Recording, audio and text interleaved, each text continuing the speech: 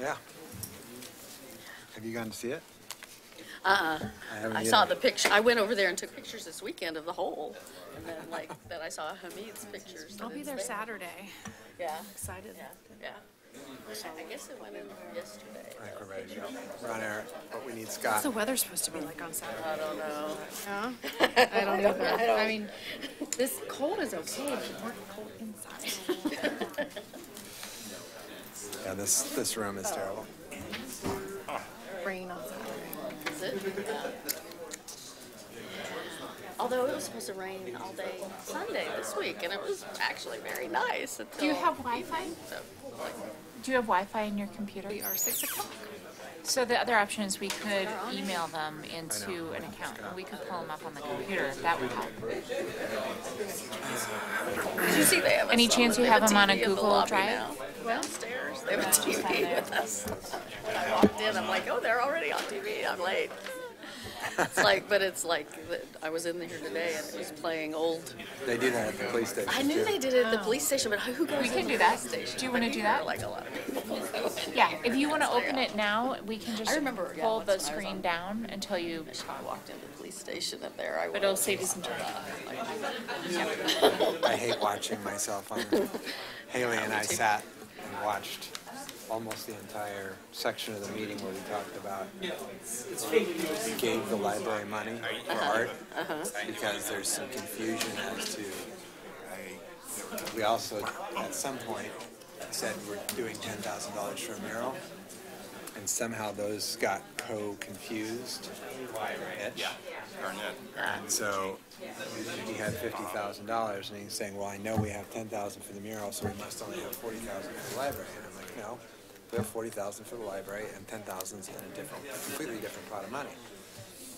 And Haley didn't remember that. And so we sat there and we had to sit and watch that whole, which was actually, we all might want to go back and watch it because we all said things that, well, during this process, when we get into the library process and we're doing this, we need to and we should. And it might be a good reminder. Stuff that other than art. I mean, Rebecca's in there to watch the art thing. Well, there's What? Yeah. I'm just listening in to the discussion about the library money. Just that we taught. There was a lot of discussion about art and the library, and it ranged further than that.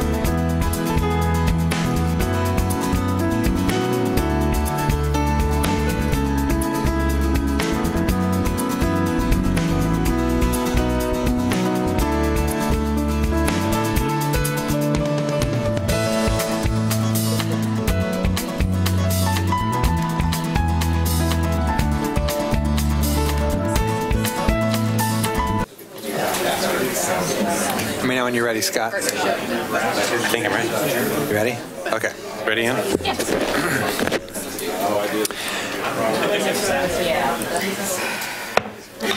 We'll go ahead and get started. I hereby call the 2,257th meeting of the Milwaukee City Council to order. Please join me in the Pledge of Allegiance.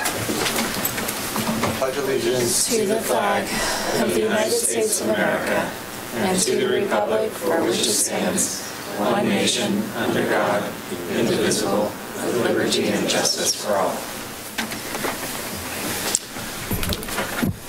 All right, before we begin, we'll note that Councillor Abma has been excused from this evening's meeting, so we won't be seeing him. And we won't be feeling sorry for him either. You even say that louder? No. First up, we have the Veterans Day Proclamation, which will be introduced by American Legion Post 180 Commander Mike Wilson and Post 180 Chaplain Jerry Craig. Gentlemen.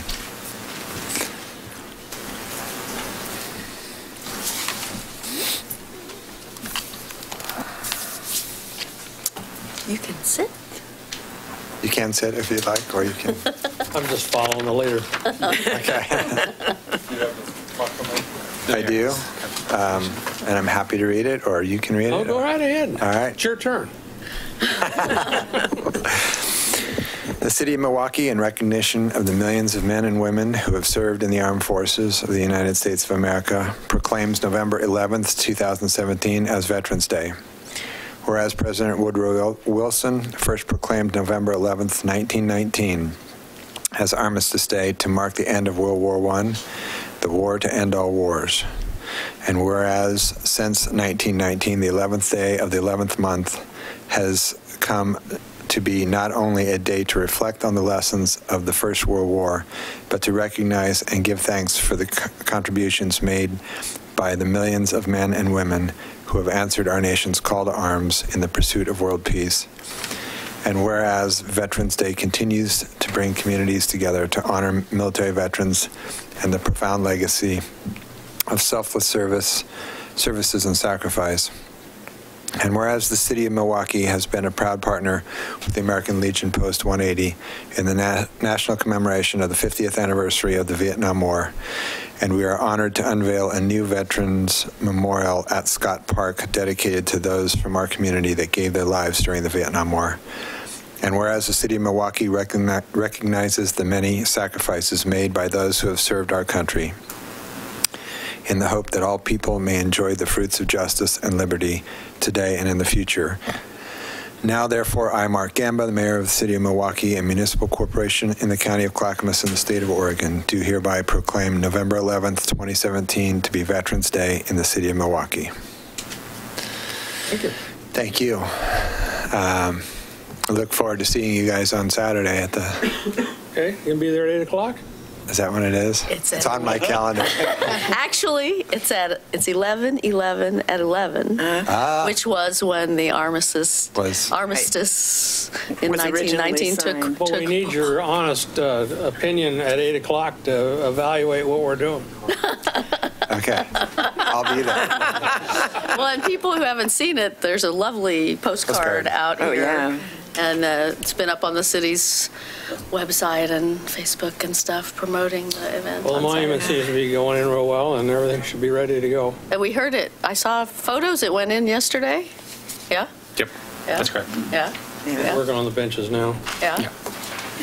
Looking good. Great. Can't wait. That'll be So cool. 11 o'clock Saturday, we'll... Do you have another one? I don't, I'll give them a copy tomorrow. Yeah, we'll get to Good. it. Yeah, don't leave. We'll make copies for you. Digitally. Thank you very much, Mayor. Thank you very much. Absolutely. Thank you guys for all you do. Okay. Next, we have the Milwaukie-Sellwood Sunday Parkways Report and Recognition. And this is going to be introduced by Program Services Specialist Jason Wax and some of the And team. folks, just you. The team is here as well. You can have as many crowd around the microphones as you'd like. Would you like to come up, everybody? All right. Good evening, Mayor and City Council.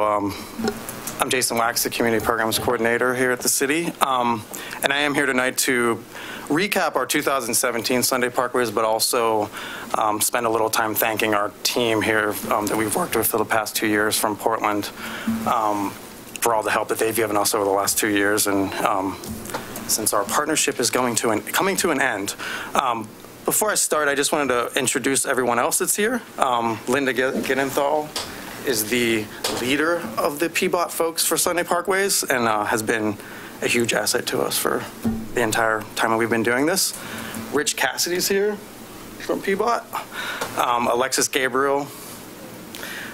Phil Barber is from Axiom Event Productions, and his team of himself and Neil Armstrong have been instrumental in helping us along the way with volunteers and a lot of the route planning and that sort of thing. And then I'd like to make special mention to some special volunteers we have tonight here. Yvonne Tyler is here. She's been really involved all 2 years in a variety of ways, and we look forward to her helping us in the future as well. And then we also have Andy Schmidt. He's here. Andy's the one that's been storing a bicycle obstacle course in his shed, I believe. That he predominantly built, right? Yes. Didn't he build that? I think you built it, right? And he brings it out, and it's been a huge hit the last couple of years, and we hope to use it in the future as well. Hopefully he knows that. And I would just add another person who couldn't be here tonight, but who was also very active in helping us was Gwen Alvarez here in Milwaukee, who did a lot of work both years. Absolutely. Yeah. So I'm just going to go into a short recap of how the event went this year. Feel free, team, to chime in if I get anything wrong or if you just want to kind of add on to what I'm going to talk about. I have a short presentation here to go through. So feel free, City Council, to ask any questions as we go along. So Sunday Parkways this year was held on September 24th from 11 a.m. to 4 p.m. The route this year was about 8.5 miles long. It had 4 major activity areas: downtown Milwaukee, Water Tower Park in Milwaukee, and then also Westmoreland and Sellwood Park in Sellwood. Attendance this year was about double what we had in 2016, so we were really happy to get up over the 20,000 mark.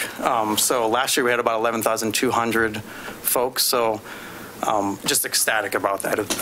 I know most of, if not all of you, were there that day, and it was just busy the entire day, all of our activity areas and everywhere else.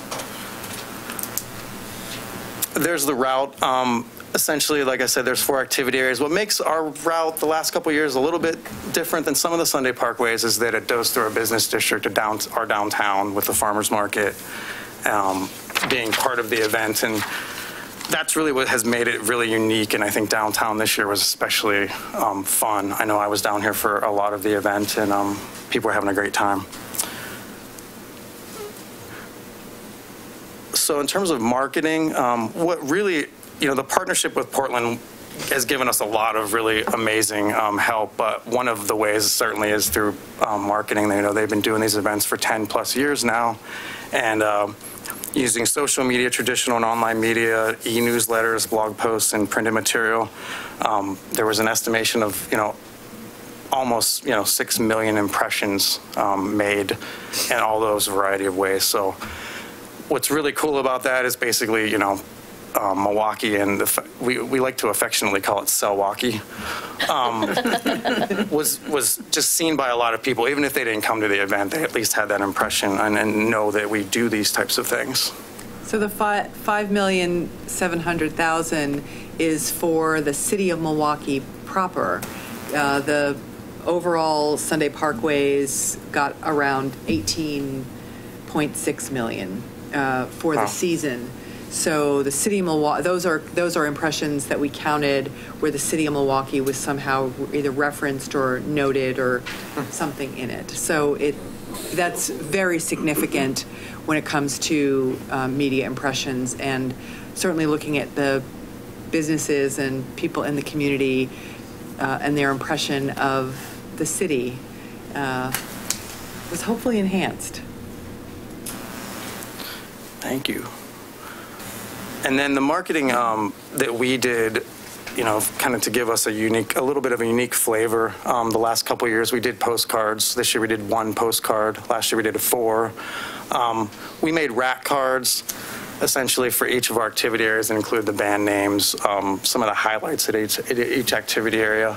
And then we made stickers. So all those circles and the one in the center and the bottom, those are all stickers that we distributed, and they were pretty popular. And these are the types of things that we like to do to just kind of make it unique, and giving them out at the farmers market and elsewhere has really helped us. And we also did social media posts and that sort of thing using our Facebook page, Twitter, Instagram. And this year we used the digital billboard on McLaughlin Boulevard a shorter period of time, just a handful of days before the event, but I think it makes a pretty big impact. I know people notice it, and I think it might be the only Sunday Parkways ad that's been on a billboard like that. Is that true? Yes, it is. Okay. Yes, it is. Well, we like to be, we like to have a good time here in Milwaukee, so that's what we do. So those are just some of the examples of some of our social media posts throughout the event, and day of, actually. Outreach, of course, outreach is really important for this event, closing the streets down for 5 hours, making sure people are aware, especially along the route, that what we're doing is important. So I just wanted to highlight some of those things. PBOT has their brochure on the left that they helped with a lot of the highlights, the route. The center example up there is Activate Your Yard postcard that we sent out just to folks along the route in Milwaukee, kind of encouraging people basically to come out in their yards, driveways, parking lots, and do fun stuff. But also, obviously, another way to let them know that the event's coming up. And then the letters on the right, places of worship letter, we send those out to the churches near the route or nearby, just for a couple of reasons, encouraging them, letting them know that we're doing the event in case there's a wedding or some other event happening that day, but also to encourage them to get involved. So from this one letter, we ended up having 3 churches come out and be volunteers at the event. So it did work. And then that last letter is the vendor email. We sent it out to about 800 or so Milwaukee businesses, just encouraging them to be vendors at the event. And while we didn't get a lot of Milwaukee vendors involved or businesses, it's still, I ended up answering a lot of questions from that and kind of getting people exposed to the event a little bit more. So I think, the more that we expose people in Milwaukee to this type of an event, I think the better as we kind of move along and want to do our own event in the future. So I just wanted to show some photos of some of the activity areas. So Water Tower Park, that top left photo is the bike obstacle course that Andy, who's here tonight, there's a picture, he's actually in the picture up there. You are there. That is our 40th and Harvey building owned by the city. Our folks in our public works department brought out our street sweepers and actually had a naming contest that day, and they collected, I think, like a couple hundred names to name their street sweepers. I don't think we have yet. Heard anything. It hasn't been. I don't think they've been chosen yet. So that's still in the works. There's some pretty funny names, I believe. The top right is an idea of some of the circus activities that were around the water tower. People were walking on stilts and juggling and all kind of fun stuff, and that was really popular.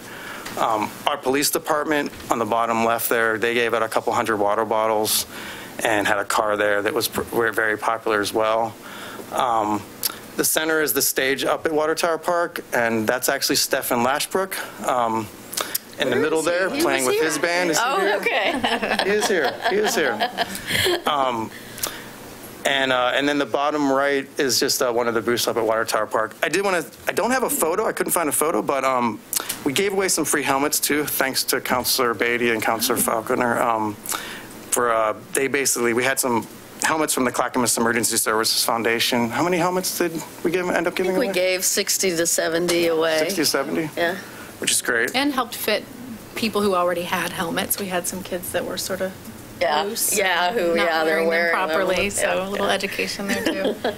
Yeah, and that's a great, it was right by the obstacle course, so it fit in quite well with that as well. And we could have given more away if we'd had more small sizes. We ran out of the small And sizes. there was some extra small we could have used too. Well, thank you both for putting that together. That's a really fun thing to do that's pretty unique. And then downtown, I tried to put some photos in there to kind of show how busy it was. It was hard to do that, but it really was the entire time. You could barely ride your bike through. Most folks were having to walk. We had the farmers market, of course, City Hall stage, which I'll talk about in a second. The putt-putt mini golf course was there. A bouncy house. I bungeed his watermelon in. I think. Watermelon might fall out of that basket. True. I'd be worried I'd lose that watermelon. Well, hopefully he made it home. We'll see.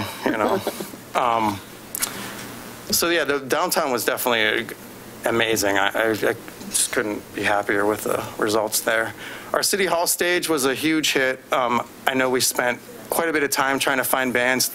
If Chris Haberman's out there, thank Chris Haberman from our arts committee for helping us actually find bands. He has a lot of connections to folks in the music industry, so he was really helpful in that. It was the first time we actually got phone calls. I actually received phone calls from folks asking how much tickets were, and they couldn't believe that, especially for Hill Stomp, very popular. they couldn't believe that it was free, that they were going to be playing here. So all the bands are very complimentary of the event, all asked to come back if we ever do this again. Really enjoyed themselves, so we were really happy with that as well. And then volunteers, really what makes this event tick is the amount of volunteers that we had. So for the entire route, we had 179 volunteers helping. That's 226 shifts. And I believe shifts are 3 to 4 hours? Roughly 3.5 hours. 3.5 hours. If you look at the Milwaukee section, we had about 102 shifts, 371 hours, and about 22 resident volunteers, along with, yeah. Probably undercounted. I probably undercounted the Milwaukee volunteers just because anyone who shows up day of and signs in, we don't ask for all of their information, and I kind of figured that out based on the addresses that the online signups gave me. So we'll just put that at 150 then.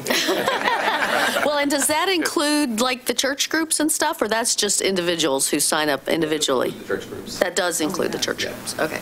And the neighborhood, like this group in the middle is the neighborhood Well, and like Rotary, Association I think, and Rotary. You know, there were 12 or 14 of my Rotary Club members that were here manning an intersection. I do find that there are often more volunteers than I knew were as well. I can see how that would be. They bring their friends sometimes. Say, hey, I'm over here at the intersection. Come hang out.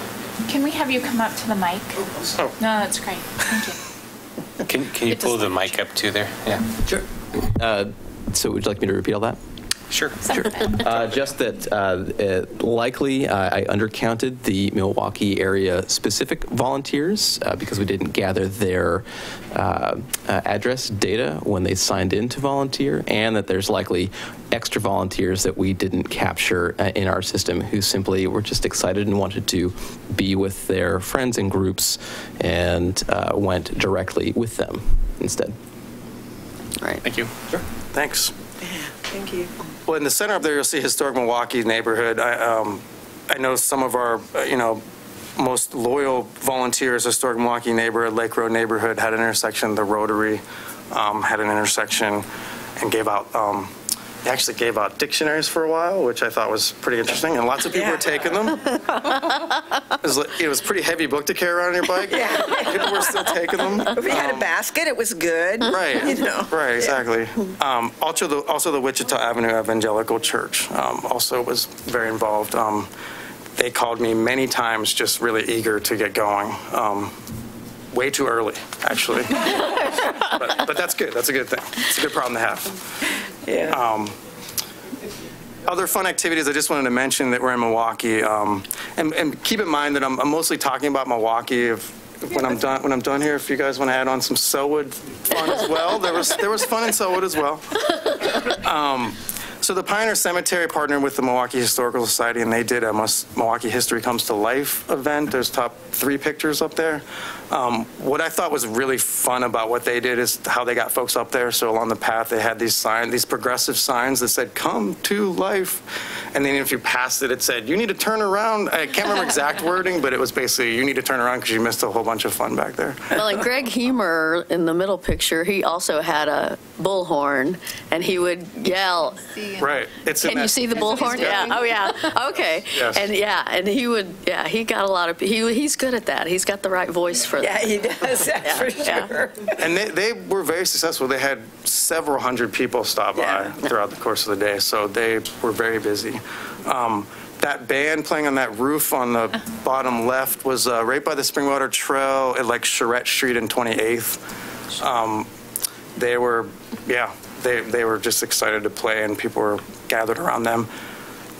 The next picture over to the right there, just someone having a sale in Milwaukee of plums and art cards and toys in their front yard.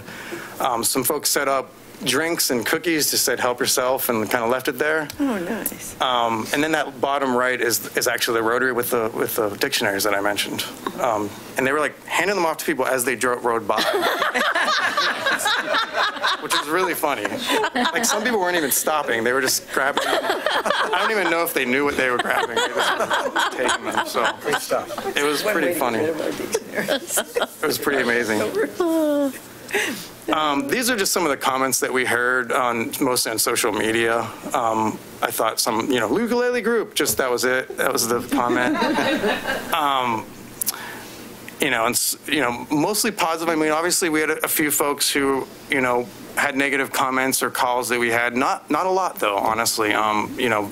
Just folks that were maybe a little bit confused about how you get to their house or, the interruptions to the traffic, that sort of thing. But so many positive comments.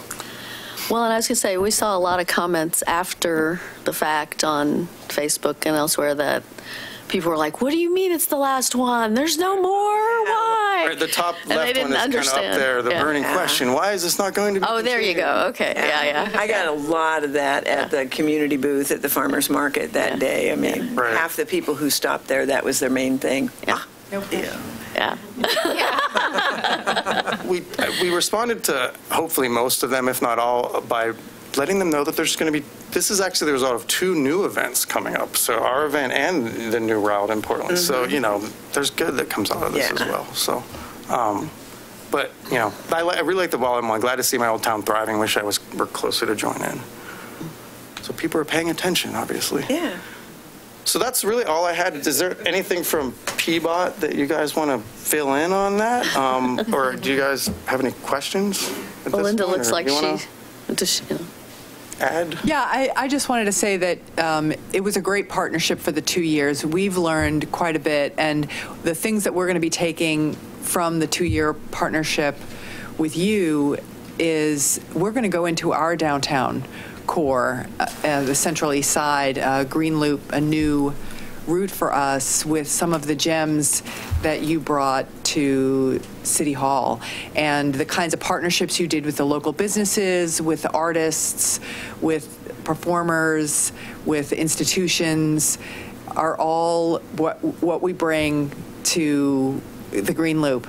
The other piece of it is just knowing that what we brought to Milwaukee, we want to bring to our downtown core. What you were able to show was that every street in Milwaukee is a great place to ride your bike. It was both whether you were in downtown or whether you were in the neighborhoods. And we want that same kind of messaging around our downtown event, that these are neighborhoods. People live here. They want to have fun in the streets. A lot of people live in apartment buildings or compact development, and so they don't have another place to go play. And so we need to use our streets more effectively and more efficiently for that play. So seeing it done as well and as elegantly and as sillily was really quite delightful. I know that my team, both Alexis working on communications and outreach, being able to work with your efficient and effective staff and the volunteers were just incredible. Rich Cassidy just did his normal magic of helping make the water tower and the downtown and really designing something that would work for the community and make it run all smoothly. And then, of course, the Phil Barber working with the volunteers and recruiting as many with the work that your staff and volunteers did to amplify the number of people who were volunteering. Was really quite remarkable. I couldn't have asked for a better partnership, and I learned a lot. We had a blast. We absolutely had a blast. And if I could have a 6th non-rainy month, we could do it. But we're not doing one in October or April. It's not happening. So you're on your own, but we will. This is not the end. We are in the family of Open Streets events, and we'll be working with you in the future. Okay. Well, we will definitely count on that. We all learned a lot from working with you guys, and you were great to work with, not just because you educated us and opened our eyes to all the many layers of things like porta potties and barricades and but also just because you're great people to work with, and it was really fun working with you. And we're also very proud that you picked Milwaukee to work with first. You could have worked with Beaverton or, Gresham or somebody, but it was Milwaukee, so we were happy that you chose us to be the first outside of Portland to jump on the Open Streets bandwagon, and we are definitely talking about what our event will be next year. We've had one meeting on that already, and I'm sure we'll be talking about that more. You guys are just really a well-oiled machine. You've got it all down, and you do it with a fairly small team, and it's sort of like, even though we just are, probably going to start with one event, it's like, oh, how much, it will not be as easy for us as you make it look. I know that. We're going to have a little reception in a minute, but I just wanted to show for the people online or whatever that Jason has prepared some framed posters for all the PBOT, for the team from PBOT that we'll be giving them in the other room afterwards. So anyway, nice. Thank you guys so much, and we'll count on you to come back and ride our event next year. Well, I'd also like to thank Axiom and PBOT, the whole team at PBOT. Everybody was amazing. You guys were a lot of fun to work with.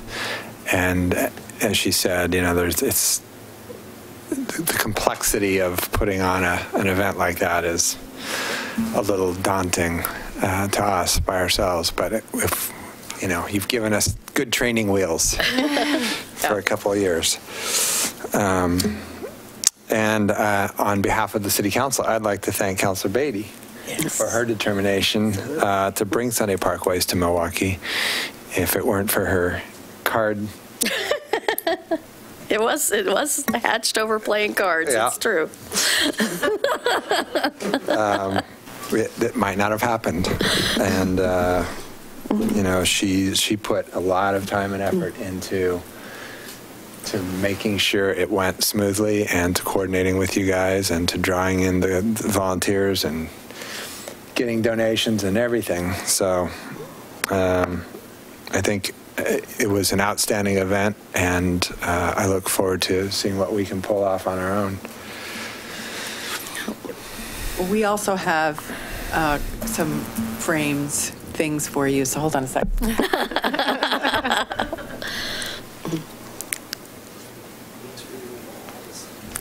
For the wall. So have the, this is last year's bandana and the last year's postcard. So that you can awesome. Make yes. Like. And then nice. This year, the 10th anniversary of Sunday Parkways. So that's the bandana. Nice. Cool. Yeah. Awesome. Thank you very much. That's very sweet. Oh, thank you. Certainly our pleasure. And I don't think we invited you. We want to do this. You're going to help us. Well, there was a little bit of that, but it was a good move. Actually, I think having had a partner who was so in, and this is a great town. This is a great little small city. I'm originally from New York City, so pretty much every place is going to be small town. Yeah. So, but this is a small, comfortable place to be. There's a lot of vibrancy here, and really, Sunday Parkways was able to show that off. You've got a really, it's quite a gem here to be in downtown in the neighborhood. So, I'm confident that Jason will be able to pull this off with a team. But I really do think, I think that, yes, that you've got, this town has what it takes. Yeah. Thank you. I think, So we'll do it. Yep. We'll do it. Very well. That's right. It'll be fun. We're also advertising online that you're doing it, so. Please keep doing that. No, keep doing that. That's great. All right. Well, shall we adjourn to the next room for some cake and fruit, and yes, come back in a few minutes to finish this session or this meeting? Is So 15, 20 minutes, something like that? Sounds great. Yeah. All right. Thanks. We are adjourned temporarily.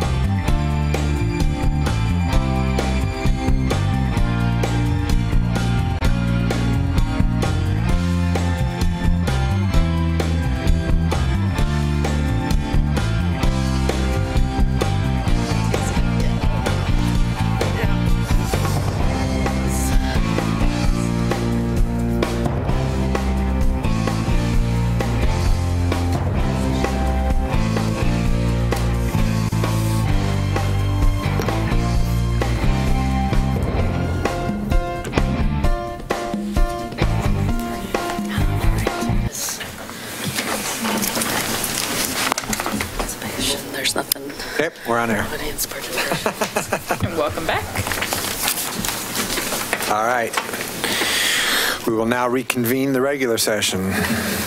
On tonight's consent agenda, we have the council minutes of the September 19th, 2017 regular session, the September 26th, 2017 special session, October 3rd, 2017 work session, October 3rd, 2017 regular session, October 4th, 2017 special session, and October 10th, 2017 study session. We have a resolution appointing William Cranmore to the Milwaukee Arts Committee. And we have a Oregon Liquor Control Commission application for the 7-Eleven located at 10435 Southeast 42nd Street for a change of ownership. Does any member of council wish to remove an item from the consent agenda? No. I will entertain a motion to approve the consent agenda. Go ahead. Also move. I'll second. It's been moved and seconded to approve the consent agenda. All those in favor? Aye. Aye. Opposed? None heard. It passes unanimously. All right. This is the part of the agenda during which council will hear citizen statements regarding city business. Those wishing to speak must fill out a green speaker card available on the table in the hall and identify agenda item number 4, audience participation. As council has other business items on the agenda this evening, speakers will be limited to 3 minutes each. Because the information provided during the public comment may be new to some councilors, the city manager will respond at the next council meeting to those comments that require follow-up. Before we begin, is there any follow-up reports from the October 17th, 2017 audit? So there were 2 public comments made at that meeting. The first one was about the quiet zone in Island Station. There's continued dialogue going on in Island Station at the NDA, and there will be a meeting in the next couple of weeks in which they further discuss that topic. So we don't expect to have anything back to council until December or January. The other item was about the 42nd project, and we actually discussed that in work session where we are on that project. So nothing from the other meetings. The only other item I wanted to add is that tonight during public comment, we've encouraged the tree board to come up as a group so that when you get to the public comment for that discussion, they'll come up as a team. Thanks. That's the only, unless, Leigh, you weren't going to talk about anything else, right? It was tree stuff. Okay. Do you want to do a little bit on the 42nd just for people that didn't watch the work session? So right now on 42nd Avenue, the scheduled date for completion of that project is Thanksgiving. We're not expecting that that's going to happen, unfortunately. We're thinking that we're probably moving into December for the completion of that project. But for those of you who have not driven by recently, the work is definitely happening, and it's happening at a pretty quick rate. So we have a bunch of the ADA ramps now in, as well as the sidewalks, and soon we'll be going to the asphalt. All right. So if the members of the tree board would like to come up.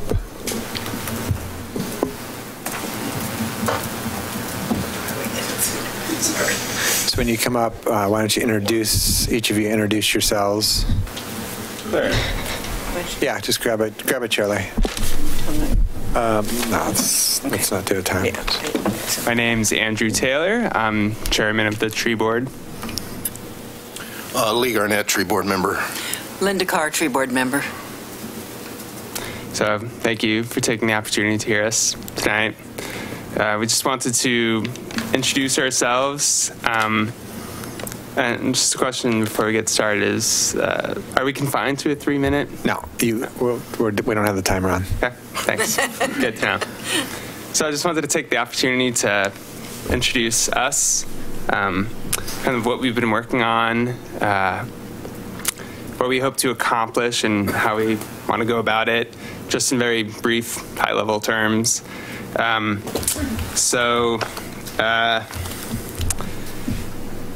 also to kind of dovetail with comments that we have about the development that's happening at Mission Park, which is at 51st and King Road. But first, just to kind of tell the council what the tree board has been doing since being created in June. It's been a tumultuous start where we lost our city liaison at first, but Peter's stepped in and done a really excellent job. So Peter's here tonight. Thank you very much, Peter. Yes. And so we've set up 5 committees that are kind of around our focal points of work that we see we need to do. So those committees are a street tree list with the intention of updating the Public Works street tree list. Tree removal permit review committee. So that would be in charge of reviewing tree removal permits on public right-of-ways. And so we've been responding to those for the last several months. A tree code committee that would be involved in updating the Milwaukee tree code and making recommendations for adoptions of new legislation regarding that. Urban Forest Plan Committee, which would be a high-level guiding document, maybe more expansive in vision than the tree code, and then a public outreach committee, which would deal with lots of other things. I know Peter put together a 2018 work plan, which she's shared with you, that captures a lot of what we've talked about in our first few meetings, sessions, establishing what we want to do. So that's a work in progress, but it does a good job of capturing a lot of what we intend to do. So yeah, with that, I just wanted to kind of turn to the development at Mission Park, which I think all agree is an example of where Milwaukee's tree code has fallen short in protecting some really valuable trees. And there's not much regard given to the value of those trees to the community and the character that they lend the neighborhood there on King Road. So we feel that's a real loss for the town. So Lee has been involved in appealing, and he lives nearby, and so I just wanted to turn it over to him. Thanks. And I did bring I brought all of my pictures, if I can get them to. Carol, One bar up. Oh, one is? A little bit. Sorry, I don't use a mouse at home. Oh, there you go. Okay. And just double click on one of the photos. So I tried to bring some recent pictures. This is actually one of the smaller trees, but you can see that it's bucked. They're all cut the same length. The side branches are taken off. These are going to the mill. Many, at least 3 truckloads that I am aware of. Probably 4 or 5. Yeah, I mean, I'm just saying the ones that I can personally account for, so I'm sure I missed some of them. This is, I believe I took this today, or yesterday. They've cleared all of this out now. There you can see one of the houses, and that leads me to point out that this is only a net of 12 houses because they're tearing down 2 perfectly good houses. Both were appraised at more than my house is worth, so they must have been okay. So for all this, we get a net of 12 houses. And this shows the enormous slash pile, which is kind of hard to see in scale, but I'd say this is 40 feet high and maybe about 100 feet deep. I'm just amazed that this has happened. I also sent some pictures that I think got distributed that were taken earlier when they started. But basically what was a 90-year-old forest of more than 100 trees on 2.65 acres is now a 2-acre clear cut. I'm not sure that this would even be legal in a state or national forest. I don't think it would, because I know in a national forest you have to leave a couple of trees per acre just as for propagation. there were 27 trees with a 36-inch diameter or larger. Despite the council's intervention, only 4 were saved, and all were on the outer rim of the project. Most of the other 23 are at a timber mill right now, to be honest with you.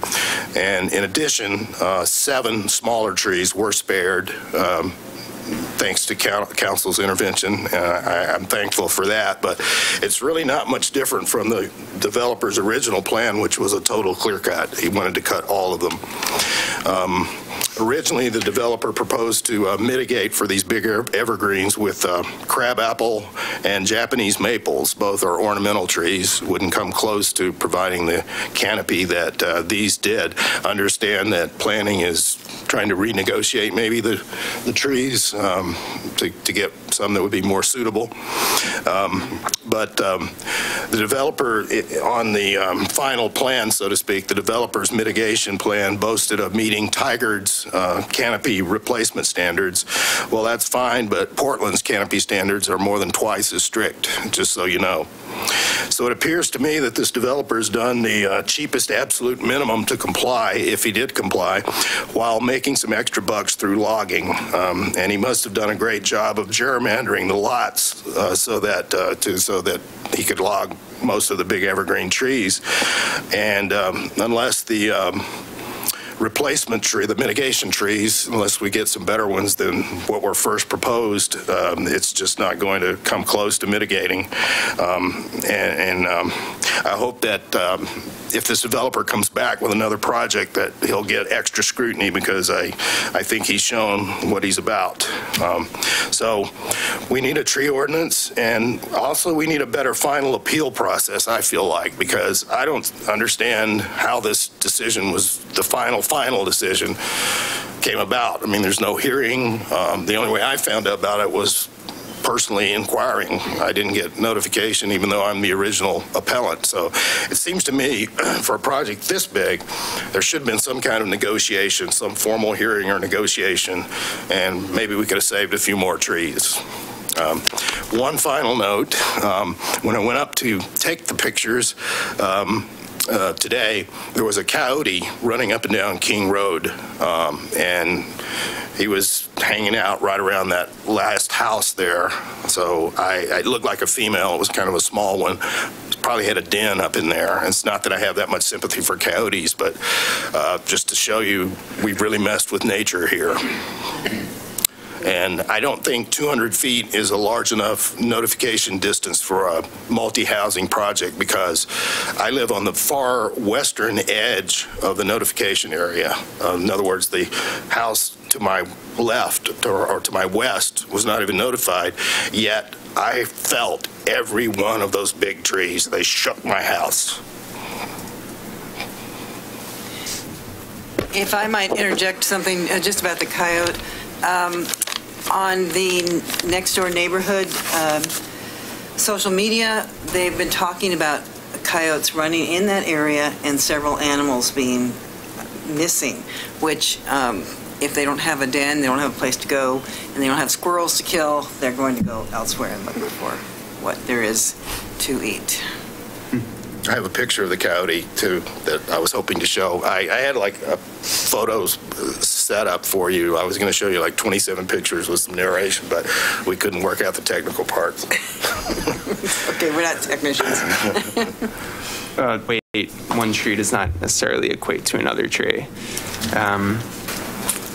Just to give you a sense of Portland's tree preservation standards, just as a model that we're examining and potentially promoting for adoption here, something similar. It places emphasis on large diameter trees, and then also balances that with cumulative tree size on the, just to kind of tag on to what Lee said, just that the mitigation measures were really insufficient, and I think there's a lesson to be learned that, you know, you can't really ever replace 90-year-old trees. So strong tree preservation standards are really preferable in the first place. But, you know, there is also room for improvement on the way mitigation is handled. So we have to, so the more large diameter trees that go missing, the more cumulative wood that needs to be retained.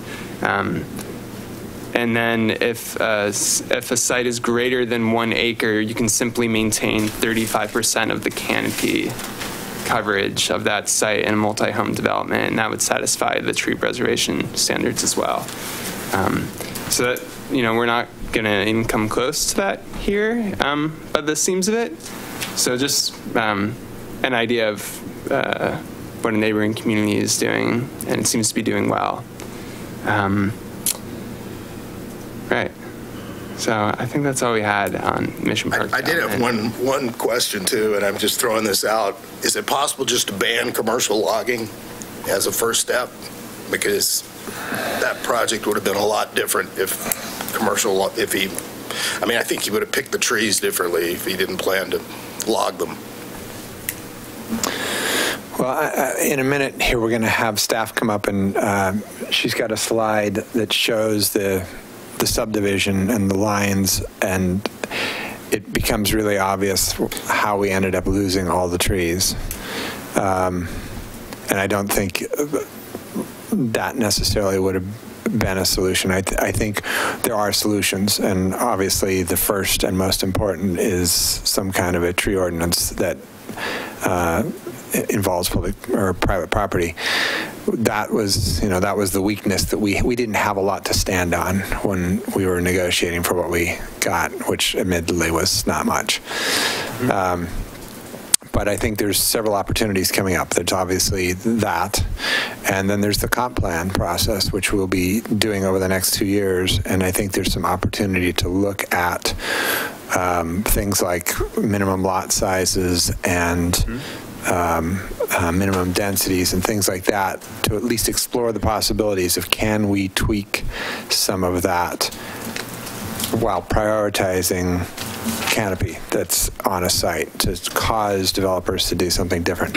So this is all stuff that we as a community are going to have to work on, and the faster, the sooner, the better, because as we can all see, there's a lot of development happening, and if we take a long time doing this, it'll be too late. So is she? She's hidden. There. Yeah. So let's see. Let's hear from staff a little bit about what happened out there, and then this is to be continued. Yeah. Thank you for your questions or comments. For your input and for the work you're doing with the tree board. Yeah, thank all of you for being on the tree board. It's been a long time coming. We've needed it for years.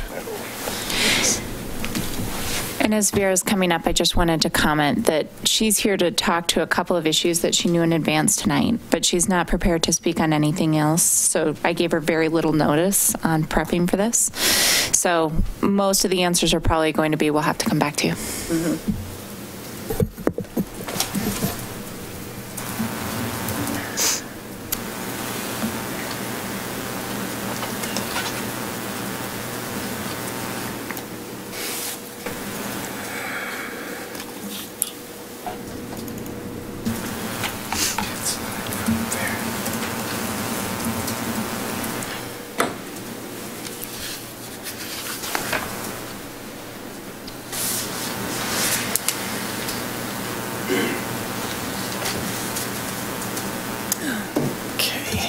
Good evening, Council, Mayor. Vera Coles, Associate Planner here at the Planning Department. I just wanted to answer a couple of comments that came from the tree board. First, that the notification area for land use applications is 300 feet, not 200, and that's through the statute. So it's a 300-foot notification. And the final decision that was established through the appeal for the subdivision would have been posted and mailed to everyone that was on the speaker list. So I believe Mr. Garnett would have received a copy of that final Didn't we make the decision the same night? That night I thought we did. Yeah. Okay. Yeah. I just wanted to just kind of outline that. I'm going to jump in too. Please. But the process is a little bit different. I mean, the decision was the preliminary plan decision, and then there is a final plat construction plans and so on that get submitted that basically staff reviews to assure that they are in compliance with the preliminary plat and the decision. There's no notice, no review of that, and I believe what the concern was at least a perception of a disconnect between what was approved at the preliminary plat stage and how it's played out here. So that's a good clarification. Thank you. There is no secondary review process there. That's a public review process. It's supposed to be clear and objective, no discretion, follow the rules. Thank you. No, thank you for that clarification. The plan you see here is the existing site with the trees as they are located on the site. And what is identified through, you'll see sort of the red circles, that's my pen, but these were the trees that were identified to be preserved as per the condition of approval that was made here with council. And that condition was that a minimum of 50% of the trees that were 12 inches or greater in diameter that were located within the rear or side yard setbacks of the lots, as well as the stormwater facility, were to be preserved. Rear and side yard. Rear and side yard, correct. So, so these are the trees that were identified as being in those locations, and I just want to bear with me. As well as the water quality resource lot. So bear with me. This is the final plat plan, and to the point of the tree board, correctly pointed out that the trees that were proposed to be the replacement trees, because that condition of approval also required 2 trees per lot to be planted, in addition to the ones that were going to be preserved, in addition to the street trees that would be in the public right-of-way. And the tree board correctly pointed out that the trees that were proposed to be the mitigation or the replacement trees, the ones on the lots, were proposed as ornamentals. We've already spoken with the developer, and we've sent him some suggestions from tree species as alternatives to those. And I believe the tree board will be looking at those suggestions next week at their meeting. So, and he's aware of this, that list is going to change, that we've made some suggestions, trees that have more habitat value and that are more appropriate for being real replacements to the ones that came down on the property. He has also agreed to plant much larger caliper trees, so that they'll be bigger, as they go in as well. So what this identifies are the lots, the 14 lots, the roadway, and all the right-of-way improvements, and then the stormwater facility here. This drawing overlays that subdivision plan with the trees on the site. And what this shows is that, and so the trees on the site are sort of these little stars in these circles. But what it shows is that the vast majority of the trees that were existing on the site were located within the development area of the property. Again, this is an R5 zone. The minimum lot size is 5,000 square feet. Side yard setbacks are 5 feet. Rear yard setback is 20 feet. I just just to understand that the trees, as you can see, in the right of way, in the building lots, in the front yards, the math worked out that it was barely 10% or somewhere in the 10 to 12% of all of the trees on the site were located within those areas that we had identified in the condition of approval to be preserved. So unfortunately, the site, the locations of all those big trees, all those great trees, were right where the development of the site was going to occur. So absent, as we'd spoken before, and the mayor has suggested, of course, absent any kind of a cluster development or anything like that to kind of be able to move things around, everything sort of lays out how it lays out, and the trees were, I guess, in the way, for lack of a better phrase, for how to make this work. So we had code and zoning and so on working kind of against the tree preservation, goals in being able to maintain them. So I just kind of wanted to show this, that the ones that were located within the rear yard setbacks been identified. I think there are probably, or there may have been a couple of trees unaccounted for in that count, and have left a message with the developer to see what additional mitigation or replacement trees that we can talk about. But I wanted to just kind of identify how those existing trees and the development itself align or don't really align very well on the site. I'm happy to answer any questions at this time, or I can come back. So did the developer follow the letter of our approval? I believe there may be a couple of trees that came down that didn't need to, accounting for the water quality area. I've left a message for him, and I haven't spoken to him yet, so I want to get confirmation of his calculations and how this worked out, how he envisioned this working as well. But so I can't definitively say that, but he certainly believed that he was following the compliance with those conditions of approval. So generally, your green dots on there are trees that are still standing? Correct. Okay. But there's an English laurel down here that came down in a storm that had been identified and had been tagged because it's in the rear yard setback of this lot, but it had come down in one of the storms. So when I went out there with one of the public works staff, it was down, and it wasn't down because they took it down. Yeah. But all of the trees have been tagged with pink flagging, and they all have the fencing, the orange fencing around it to make sure that they were not touched during the removal process of the remainder of the trees. No. So but yes, they're to all that nuance-wise, we required 50% of the trees in the rear yard and side yard setbacks and the water quality lot that were over 12 inches. That were over 12 inches. Correct. To remain. Right. Now we have 3, one that came down on its own, one that's theoretically an invasive, and one that's a cherry, which is also kind of an invasive decorative cherry, that are being considered. So when they went through and chose the 50% that they were keeping, were those kind of thoughts not in their consideration as to which were the appropriate trees to not keep and which were the appropriate trees to keep? I can't speak to their process. I don't know how they did that. Because we're clearly going to end up with less than 50% by the time everything's done.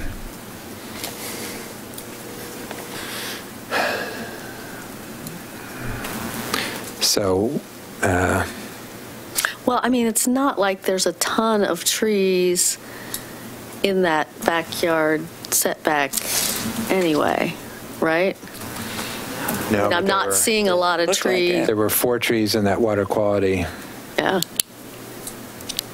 Which is this very, that end right there? That's right what I thought. Yeah. Okay. Yeah.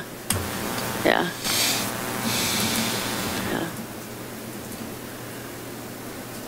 So I'll be, curious to hear going forward what, to my mind, they didn't follow the letter of what our decision was.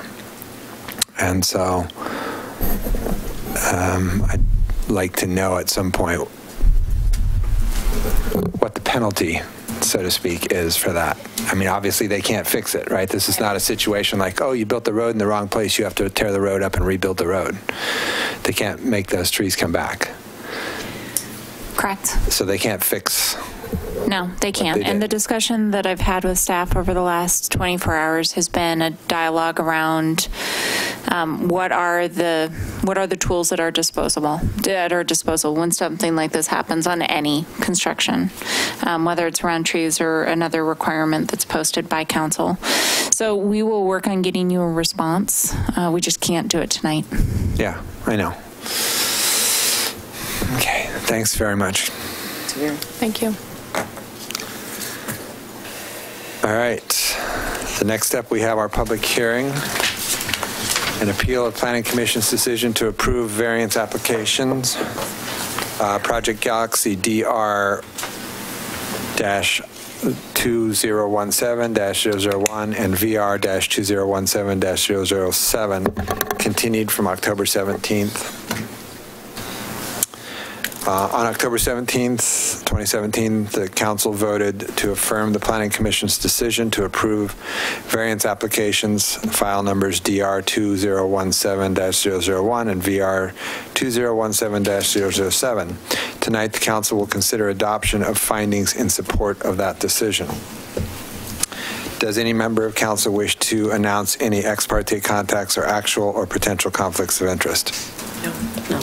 I would only just reiterate my disclosure earlier about the potential conflict and the letter that I previously provided to staff on the decision that I received from the Oregon Ethics Commission. Okay.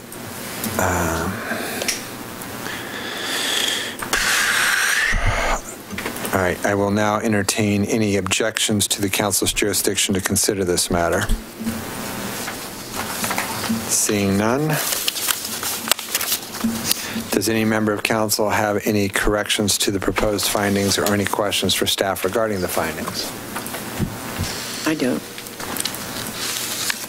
I mean, I had made a suggestion to staff just about one thing that I thought was not wrong in the findings at all, but toward the end of the decision document that we got, they list who testified in the appeal.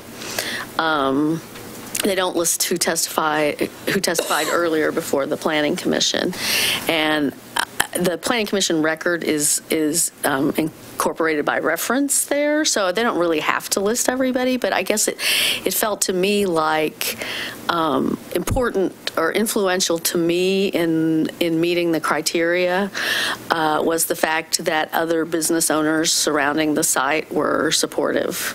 And so I just kind of suggested to staff that maybe we wanted to add some language to the thing reflecting that.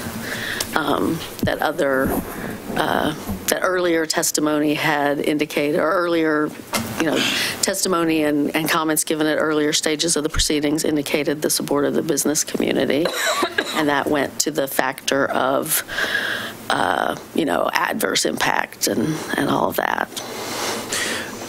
Councilor, I thought that point was well taken, and the staff has prepared some additional language that addresses that point, which, would you like to present that?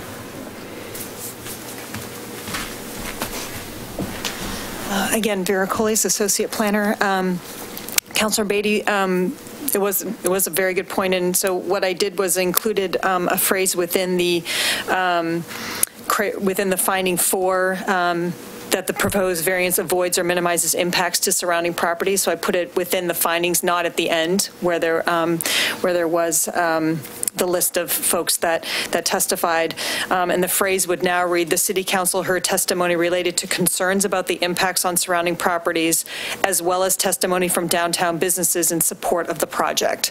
And that would capture that you heard testimony both out of concern for the impacts, but also from folks that were supportive of the project and were surrounding businesses. So I hope that captures, what you wanted to do, and that way it keeps the list of folks that testified clear that as part of the appeal hearing, but that there was testimony, prior testimony, because it was all part of the record from the Planning Commission. So I hope that's that's okay. Okay, great. That sounds good. Great. Thank you. Okay. If there are no further questions or corrections, I will entertain a motion to make a final decision and adopt the findings. I move to affirm the decision under appeal for applications DR 2017-001 and VR 2017-007 with the findings of approval included in the council packet with the proposed changes outlined by Vera. Yeah, I'll second that. It has been moved and seconded to affirm the decision under appeal for applications DR 2017-001 and VR 2017-007 with the findings of approval included in the council packet as amended in staff testimony. Is there any further discussion? All those in favor? Aye. Aye. Opposed? None heard. It passes unanimously. amongst members present.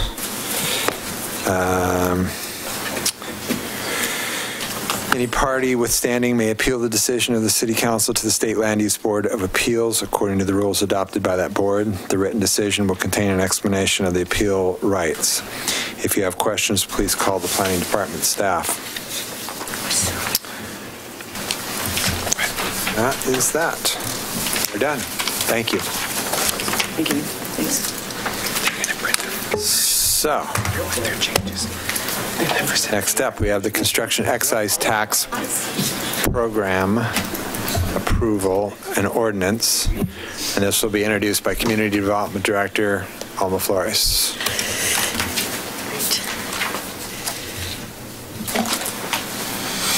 Oh, so we got a copy of this? Oh, wait. No. Sorry, I'm really not with it right now. Both have copies. They share enough? Okay. Thank you. Just gonna look it up in my email. Is a changed version from what I have? Okay. This is a strike-through version. Oh, good. Yeah. So I was hoping Dan would be up here with me, but it's okay that he's right there. I'm hiding out over here. Alma Flores, Community Development Director for the City of Milwaukee. Thank you, Mayor and City Councilors. I'm here to give a brief overview of the construction excise tax for affordable housing and the ordinance that would follow to go for a vote.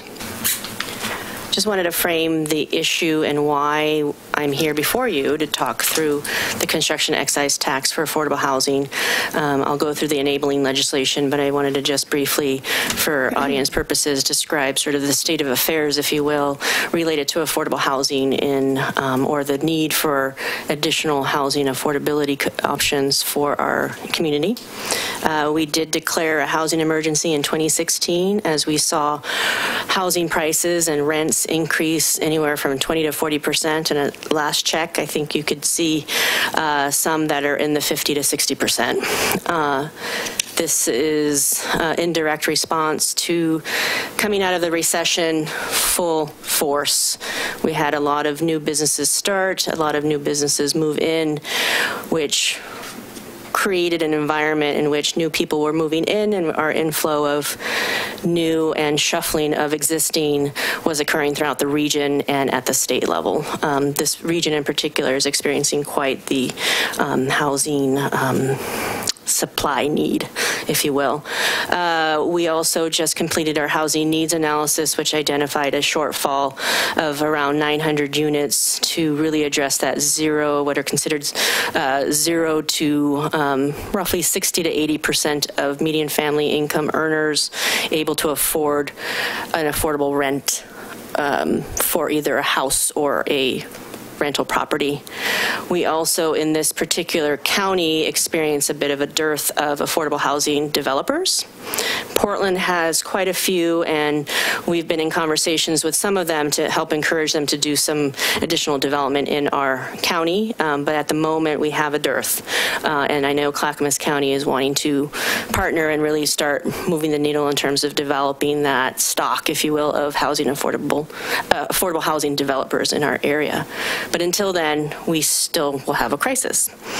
Housing affordability was also established as one of your city council goals for 2017-19. So this is an effort to move the needle, if you will, in terms of policies and programs related to housing affordability concerns. So with that, new tools have been explored. We've explored the vertical housing tax zone, which will be coming before you. Obviously, the construction excise tax. We've explored, right-sizing our system development charges, looking at how our existing policies don't address cottage cluster development or that middle housing type, as well as the need for additional accessory dwelling units and providing a welcoming environment, if you will, for that type of development to occur easily. We have the comprehensive plan, as you know, moving forward, and some of those policy questions will be looked into in more depth. With that council goal came the need for creation of an affordable or housing affordability, strategic plan. We're working on that right now. We formed a housing advisory working group, as you know, to help sort of start the conversation around what the community needs are and how we might be able to put in policy actions in a 5-year time period to really get us moving to address this issue. And then, of course, we receive periodically requests for either permit waivers, permit reductions, and those permit fees, as well as system development charge waivers or partial or what are called full waivers on those system development charges, which, as you know, either can make or break a project. Although that alone it's not a silver bullet approach to anything related to development, but it is certainly something that we've heard is a barrier. So with that sets the context for why we saw the construction excise tax enabling legislation that occurred in 2016 as a possible outlet for us to explore. So what is the construction excise tax for affordable housing? Senate Bill 1533. Senate Bill 1533, as I said, was passed in 2016 and allows cities and counties to require a certain portion of new housing units that are rented or sold as affordable, a policy known as inclusionary zoning. I mention this because that is part of the Senate bill, but the council has directed me not to explore the inclusionary zoning component of Senate Bill 1533, but simply the construction excise tax. But I didn't want to gloss over that so that the public knows that we intentionally chose not to pursue the IZ portion of the Senate bill, partially for different reasons. I think I know we've talked about it at several meetings of late, but I think it was an effort to think about what Milwaukee needs, and at this point I think council decided that the construction excise tax to provide a fund would be the best approach for us at this time, especially since we haven't seen much development happen in the past 15 years. We certainly didn't want to necessarily stymie that in any way. We might come back to it later, but for now we're pursuing what's called Senate Bill 1533B. That in the IZ bill was really weak and very limiting, so it was, the CET is the best part of that bill. So from here on, I'll be referring to what I consider Senate Bill 1533B, which is the CET portion of it. But I just wanted to make sure that everyone understood that there was another aspect of it that we're not pursuing. Cities and counties may impose a CET on residential construction at a rate of 1% of the value of the permit value of the construction or addition, and it put very little parameters around the commercial and industrial construction. There was no cap put in place under the enabling legislation related to that. As far as the specifics related to the revenue allocation for the residential development under the CET, it was very prescribed. 4% off the top could be used for administrative fees, and 50% would go to developer incentives as set out in Section 1 of the bill. And I did not put the bill in here, but you have it as part of your packet, the details related to what that entails, permit fee waivers, reductions, that level of detail. And then 15% goes to the Housing and Community Services Department to fund home ownership programs that provide down payment assistance. So that was very specific in there. And then 35% could be used for housing affordable programs and incentives, again, as defined by the local jurisdiction. For the CET imposed on commercial and industrial development, 50% of the revenues after the administrative fee needs to be expended on programs related to housing. So that's really all the parameter they gave around commercial and industrial CET, but as mentioned, it's highly prescribed for the residential. Oops. So with that, the council in several work sessions had discussions around the establishment of the CET and came to the desired 1% across all sectors, residential, commercial, and industrial. So the 1% of permit valuation would be applicable to all development that would come in, and I'll speak to some exemptions that we also have in here. But higher level, we're speaking to 1%. Construction excise tax on all sectors. And then outlined here is just a few more of the same residential tax revenue exemption allocations that it would go to. So for instance, we have to send 15% to the State Housing and Community Services Department. That is not negotiable. 50% that they indicated in the enabling legislation we talked about and indicated that we would like to see developer incentives for building affordable housing at 80% or below of median family income, and should include provisions for SDC and permit waivers and discounts on the public area requirements when applicable. And when applicable, we're really talking about the downtown, because the public area requirements are really only in that portion of our city code. And then 35% for programs and incentives. The council directed me to pursue looking at housing that serves median family income 60% or below. And again, should include, when applicable, SDC permit waivers and discounts on the public area requirements. On the commercial, the collected commercial tax revenue would be distributed as follows. We're following the lead that the state had, which was 50% must be used for affordable housing incentives, but we took it a step further and indicated that that would go toward 80 to 120% of median family income to capture the what is classified as workforce housing, and it's usually within that range of 80 to 120%. And then 50% of that revenue would be then used for economic development programming citywide, with an emphasis placed on areas where an adopted plan has been adopted. For example, the North Milwaukee Industrial Area Plan, Moving Forward Milwaukee, the Economic Development Strategy, and South Downtown Plan, to name a few. And part of the reason for that work, or the economic development aspect of it coming and being generated from the commercial and industrial portion of the CET, was there is such a thing as commercial gentrification as well. And so part of this is to help not only build more of the supply that the economists would say, if you build a supply, that lowers the rent, that brings down the cost of housing, because you have more supply, that people have choices, and there isn't this competition for the few units that may be available. The same is true for commercial main streets.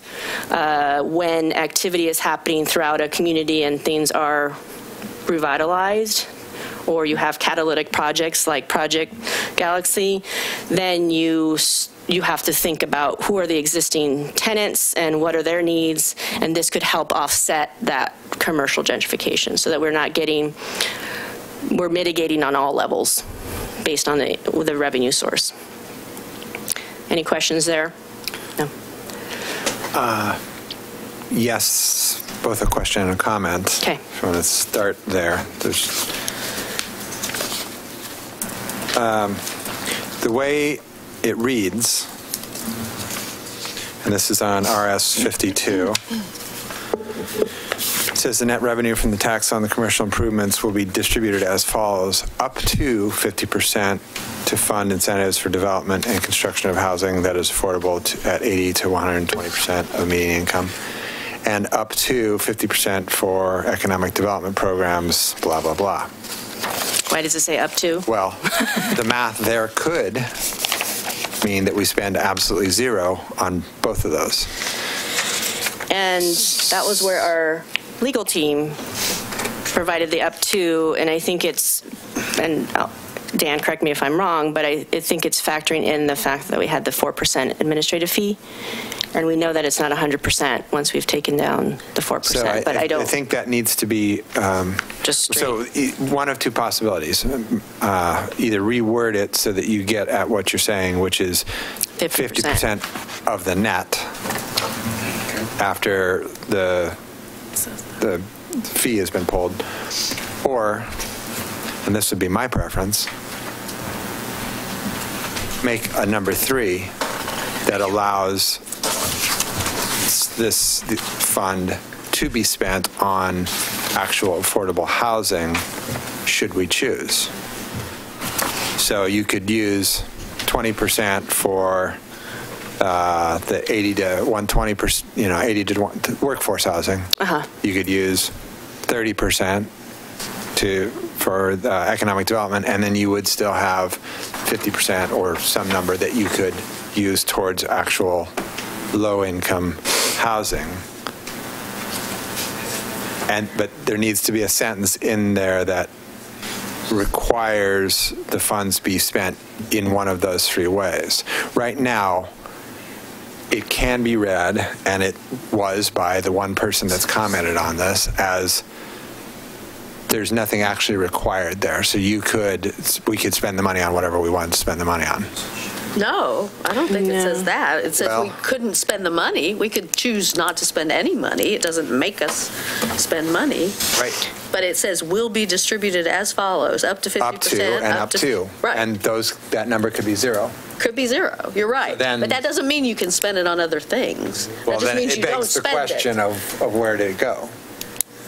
Well, it's eventually, banking, right? I mean, you don't have to spend it every year or anything. No, there's no time limit on this. What I'm pointing out is that this is poorly worded. With all due respect, let me just finish my presentation, and then the last slide, which is where the meaty discussion around the ordinance language was planned for. Okay. If that's okay, sure. I'm not going to lose sight of that. I think this is my last.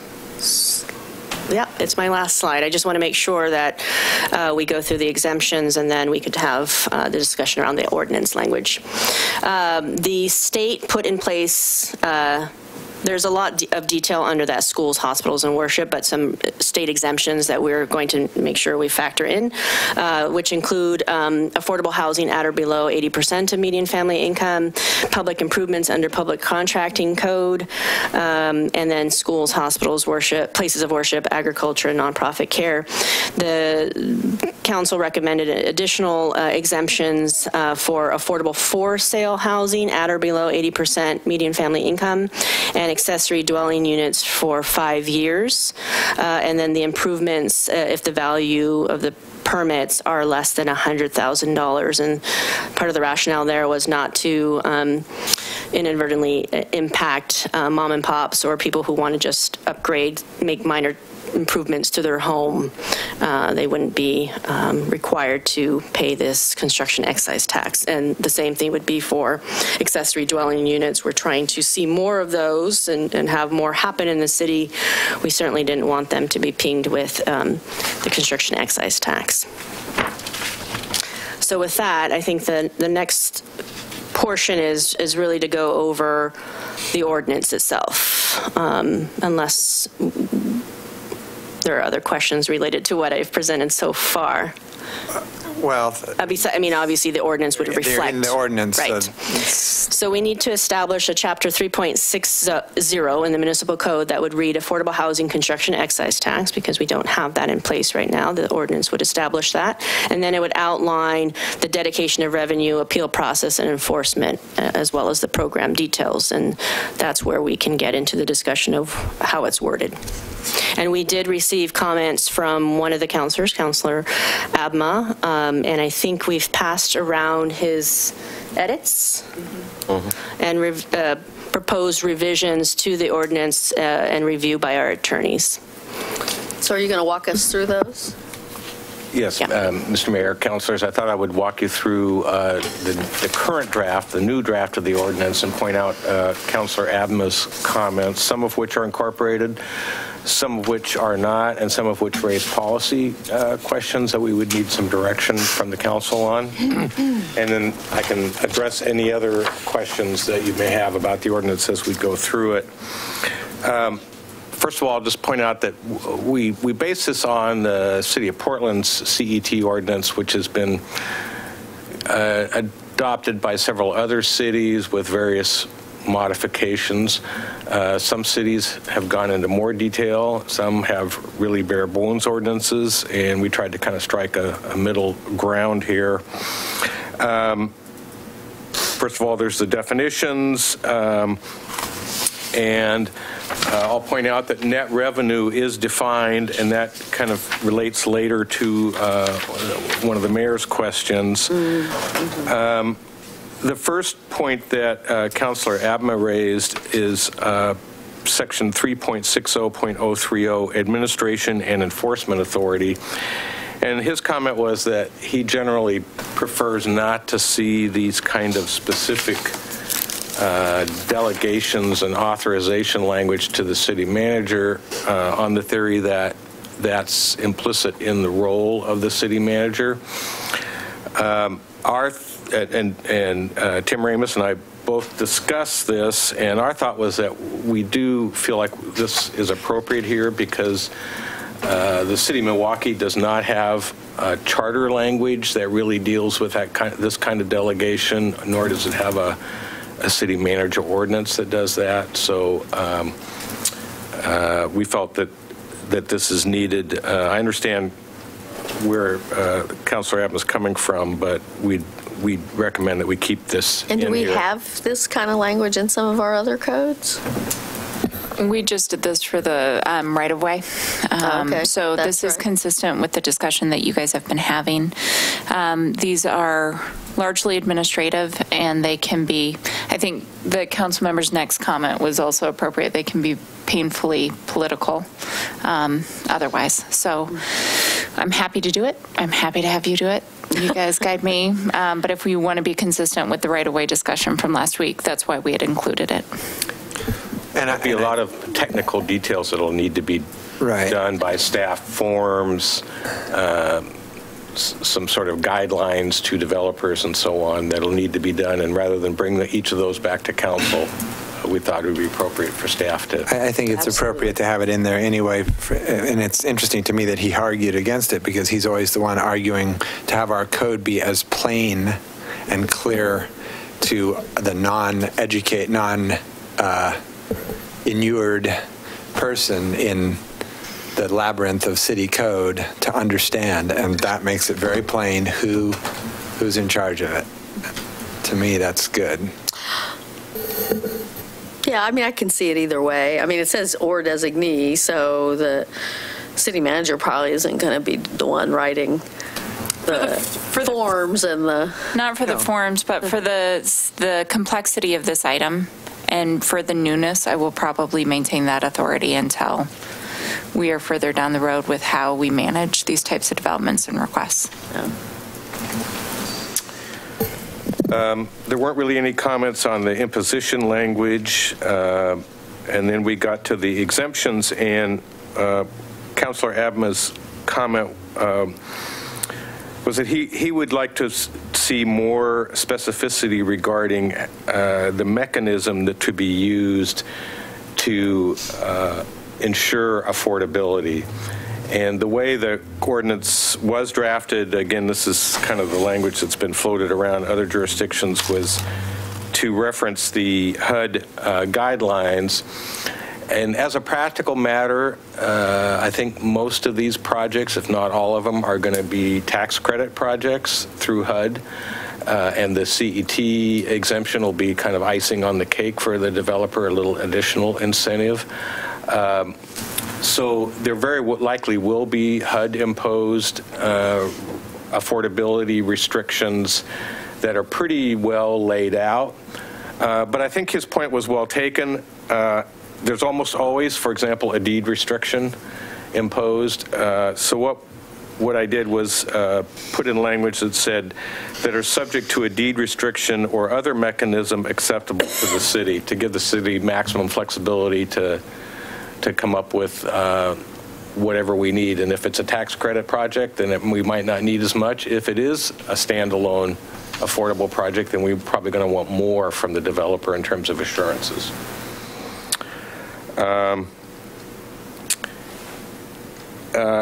We also clarified that the affordability period is for a period of at least 30 years following the date of the final inspection for detached dwellings or issuance of a temporary or final occupancy permit for multifamily. So once they get that go ahead to occupy, that's when the 30-year clock starts ticking. The exemption goes away if the unit ceases to qualify as affordable. He had some questions about, unit versus units, and he suggested putting in a parentheses to make it clear that you could have a project where only some of the units are affordable. You could have a project where all of the units are affordable. So we put that in. And then clarified that, again, comparable to what HUD does, it's the owner at the time the unit is taken out of affordability that has to pay the back tax. You don't try to reach back to the original owner or the developer. One, for practical reasons, half the time you can't find them. But more importantly, it's the current owner that took it out of the affordability program, so they're the ones that have to pay the tax, and we just clarified that. I thought that was a good catch on his part. The rest of the exemptions, we didn't receive any comments on. The failure to pay, pretty much just he had some stylistic changes, but essentially, and this is a little bit, this is in most of the ordinances, that the primary way the city enforces this is if you don't pay the construction excise tax, you don't get your building permit. And that's about as good as it gets in terms of being able to make sure you have the money. Now, I'll just skip ahead to Section 3.60.110. I did add a section that does allow the, under Section D, it does allow the developer to get a building permit if the developer is willing to post cash in the amount of the CET. And the reason I put that in is it's been a constant issue with developers with SDCs. They, depending on how their financing is put together, they may want to alter how they pay for these things, or secondly, they may have an appeal pending. They may think that the city's they may have a legitimate question about whether the city is properly assessing the tax, and while that appeal period is running, they're not able to turn dirt. And so I put in a provision that says, as long as you deposit cash with the city, so we've got the money, we'll allow your appeal to go forward and you can get started building, because especially with low-income projects, time can be a real money issue for those kind of projects. And basically, the Councilor Abma just wanted that reworded to make it a little more affirmative, and so we took care of that. Did it leave in the word pendency? Pendency? It's just, it's an uncommon word that your average person is, again, I think, not necessarily going to understand. If I had pendency, I apologize, because I wouldn't like that word either. So now it says to be due pending an appeal. Okay, thank you. Actually, no, it still says during. Oh, during the pendency, okay. Oh, under D it does. Well, I'll take a look at coming up with a different word for that. Well, you could just do pending there, right? Yeah. Pending resolution of the appeal or something like that. Yeah. Yeah. Where are you? Sorry, I'm trying. It's 36110D, second line. Got it. Thanks.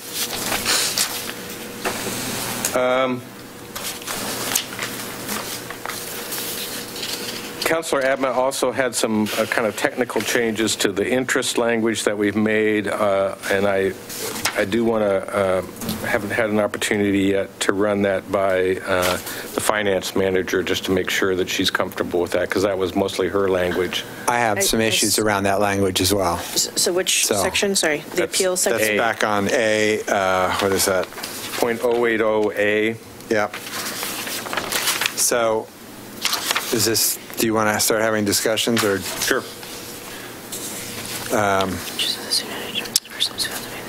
As I understand, if a complex was affordable for 29 years, and the last year of the 30-year period, they took it out of, they raised the rates. It's no longer affordable. Then they would now owe the tax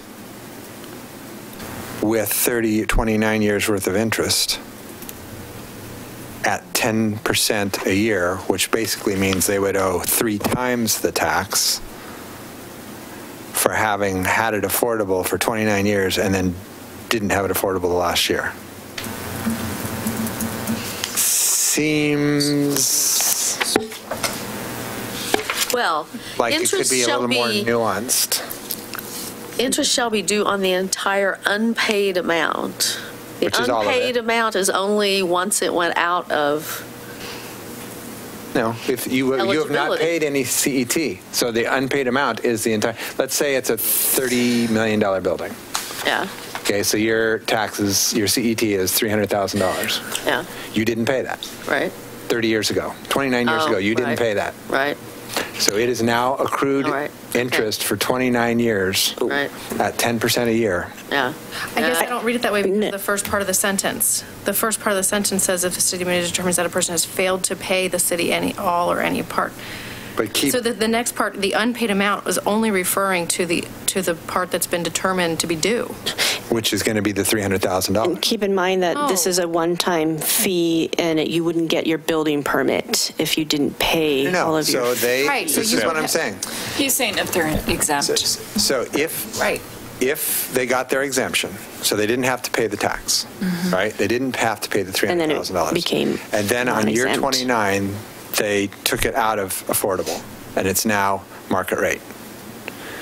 You now owe the tax in its entirety, plus interest, the way I read this. So, Mayor, what are you recommending? What do you think would be more appropriate?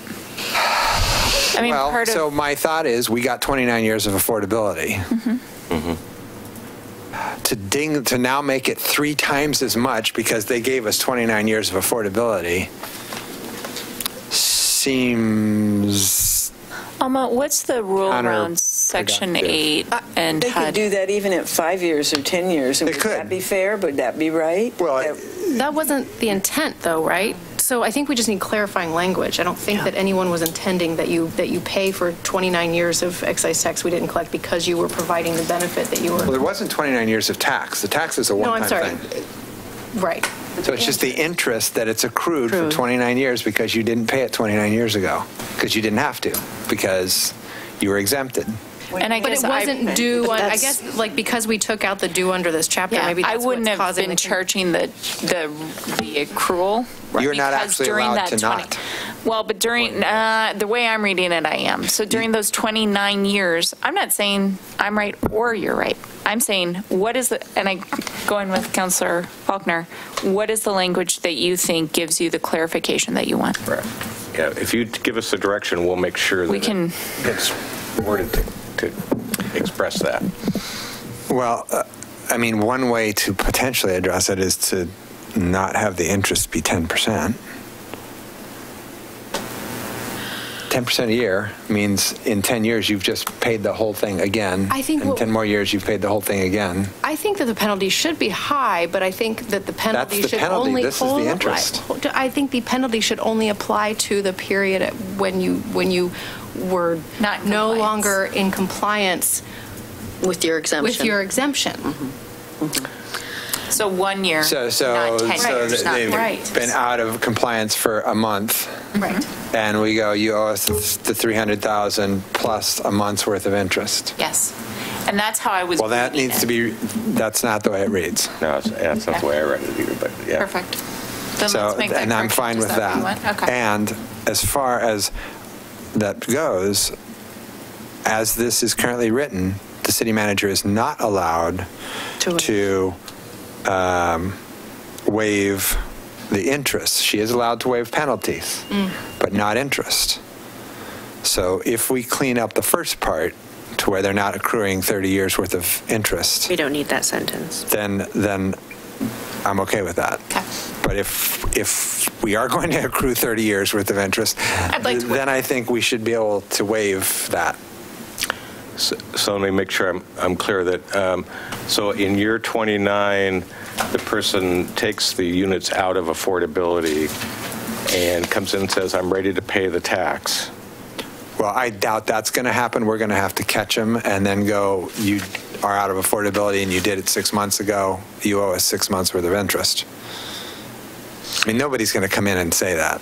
Well, Well, it depends. If they, for example, if they have a tax credit project and they take it out of affordability, they have to report it to HUD and they have to do all that, and then they might come in, but. Might. But I want to make sure I understand how it would work mechanically. So they come in your, so you're saying if they were to come in and pay if they were to self-report and say, I'm taking it out, it's year 29, then they would only pay the CET that originally would have been due. Now, I think we also could write it so that they would have to pay the CET at the rate that's in effect at the time the unit is taken out, because the rate may go up. The CET rate may go up? You could. Well, if they change the state law. Right. Or if it's a commercial, well. Not for the residential, but for the commercial industrial, we could change it. Yeah, but that's not affordable, so. What could change, not going to be exempt, right. So. What could change is the value of the building. Mm-hmm. And that might be the... Well, it's the construction value that drives a CET. But if the legislature was to allow you to impose a higher rate. Yeah. So at the current rate. Yeah. But basically, they would pay whatever the CET is due, and there would be no interest on that because they've self-reported and taken it out. Sure. And you're comfortable with that? Okay. Yeah, good. But if we catch them, let's say a year after they took it out of affordability, then they do owe a year's worth of interest. Mm-hmm. Mm-hmm. But not the previous 12 years that it was affordable. Right. Worth of interest. Okay. Would it be then the 18 years that they took it off? But we wouldn't do that. No, so for the 1 year at year 12, say. Yeah, when we discovered it, we start the interest clock at when they took it out of affordability. Correct.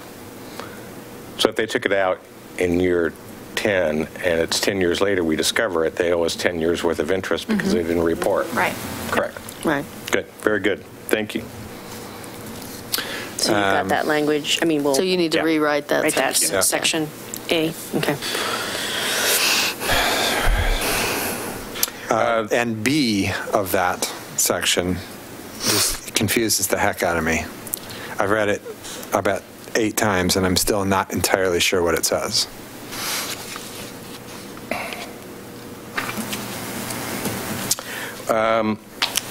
Let me go through and try to explain at least what was intended. The first, the city manager shall impose a 5% penalty in any one of these 3 circumstances.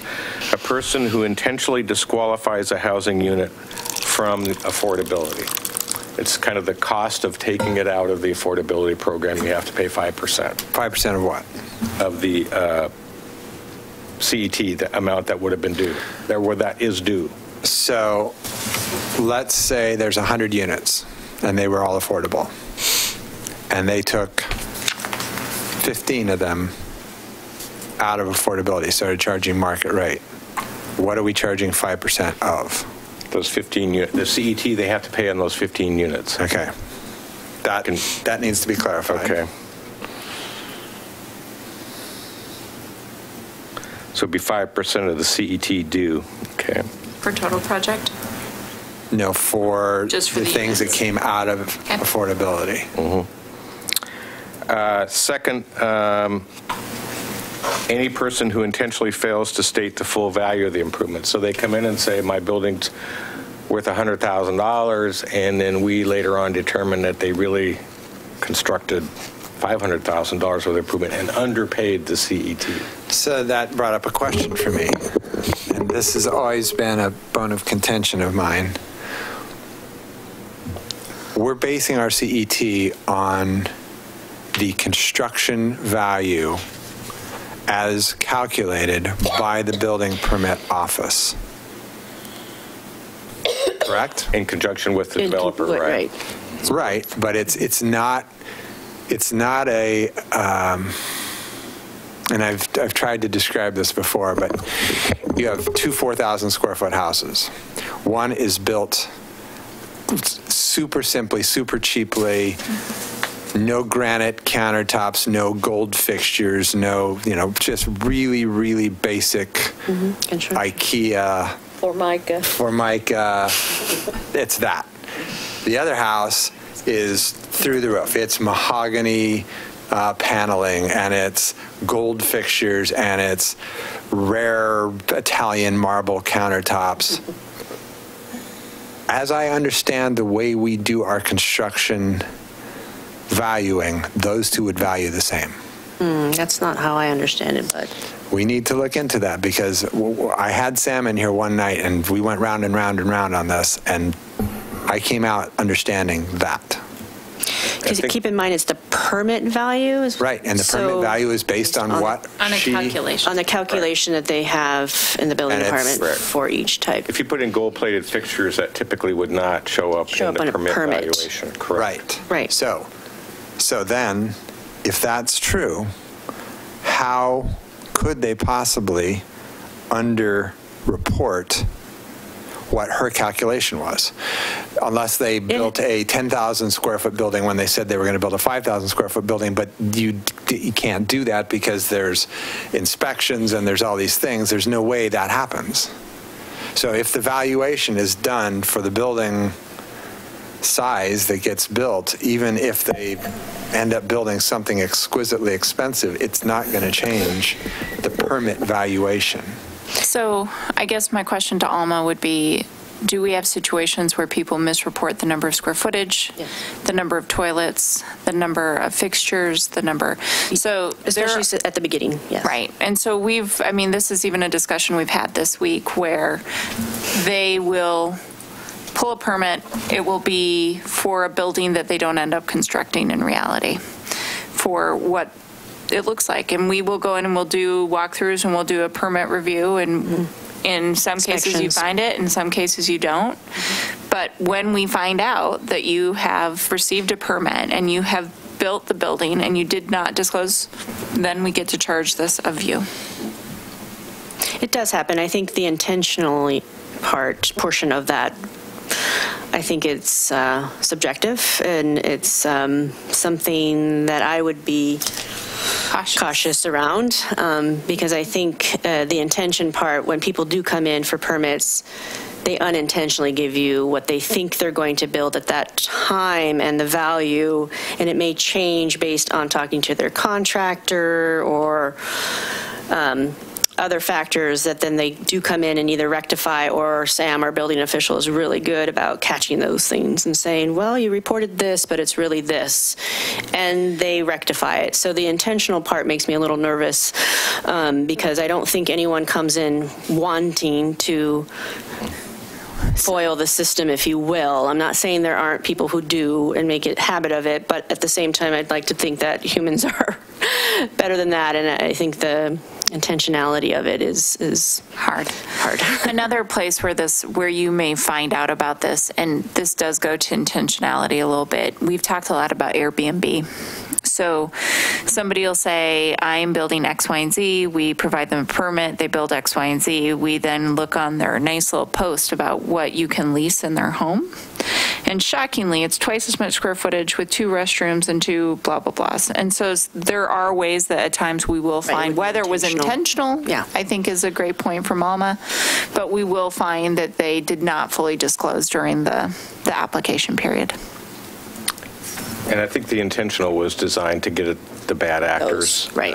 And remember, in most cases, in this instance, but then you have to prove intentionality. Oh, yeah. Right. And you probably would only do this if you had a regional bad actor where multiple cities realized that this was an ongoing trend and banded together and went to court and found through a case. I can't imagine we do it as... a person who, if you can't prove that it was intentional, then you would just collect the amount of the additional CET that's needed. Without a fine. Without the penalty. Right. Or a penalty, yeah. Yeah. So I think, I agree, I think it would be rare, but I have seen instances. And then the third one was, again, in response to Councilor Abma's comments, and that was, the first one is a person who intentionally disqualifies a housing unit, and then now the third one covers a person who may have unintentionally disqualified, or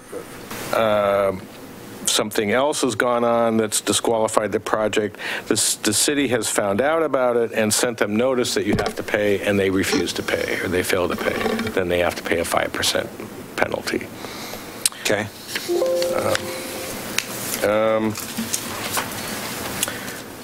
The next comment, which is a policy question, is 3.60.090.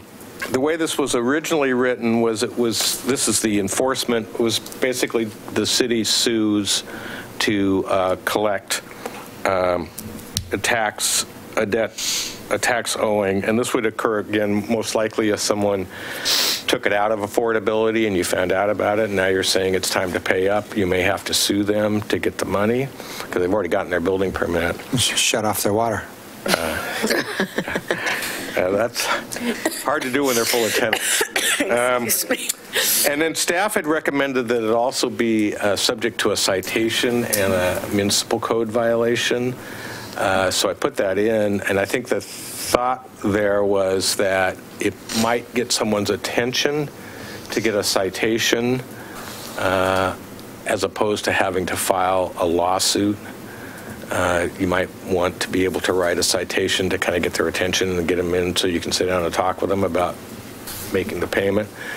As I say, it wasn't something that I originally put in, and Councilor Abma raised a question about, well, do we really want to cite people because they have a debt owing to the city as opposed to, you know, a nuisance or some other kind of violation? Right now it's written that you can do both, but I think his recommendation was that it not be, that a violation not be an option for this. But then then he also says, can't we put a lien on the property? And isn't the violation a way to go toward a lien? So you get to the lien. Right? Well, you'd have to have the violation sustained, of course, yeah. Right. Yeah. Which... Can you could we put a lien without a violation? Without a citation Not without violation? a judgment, because it's basically a debt owing, so you would have to have a judgment. Yeah. Right. It's not like a nuisance. So it'd be much cheaper for us to make it a violation than it would be for us to... I think it would just depend on the circumstance. If you've got a developer and you think he probably will pay, but you just can't seem to get his attention, that's probably when you'd use the citation. If you got somebody who's digging their feet in the sand, or who is kind of a bad actor, you're probably going to move to sue them, because the $500 penalty for a citation isn't going to do much. No, but the lien on the building, right, which we would get out of the citation. Right. So. Yeah, I like having this. I know Councilor Abma's been concerned about the citation policy, and maybe we do need to talk about, you know, what discretion, you know, the city manager and the judge have in terms of, you know, waiving those or whatever. But I like having the tool. And the judge has been working on a solution and actually has found a couple of solutions for us over the last couple months. So we'll bring you a staff report in the coming months with how we can address that. I think it's included in here. No, right now it's still a broad policy discussion just about what authorities and for how much money you guys are willing to pass along.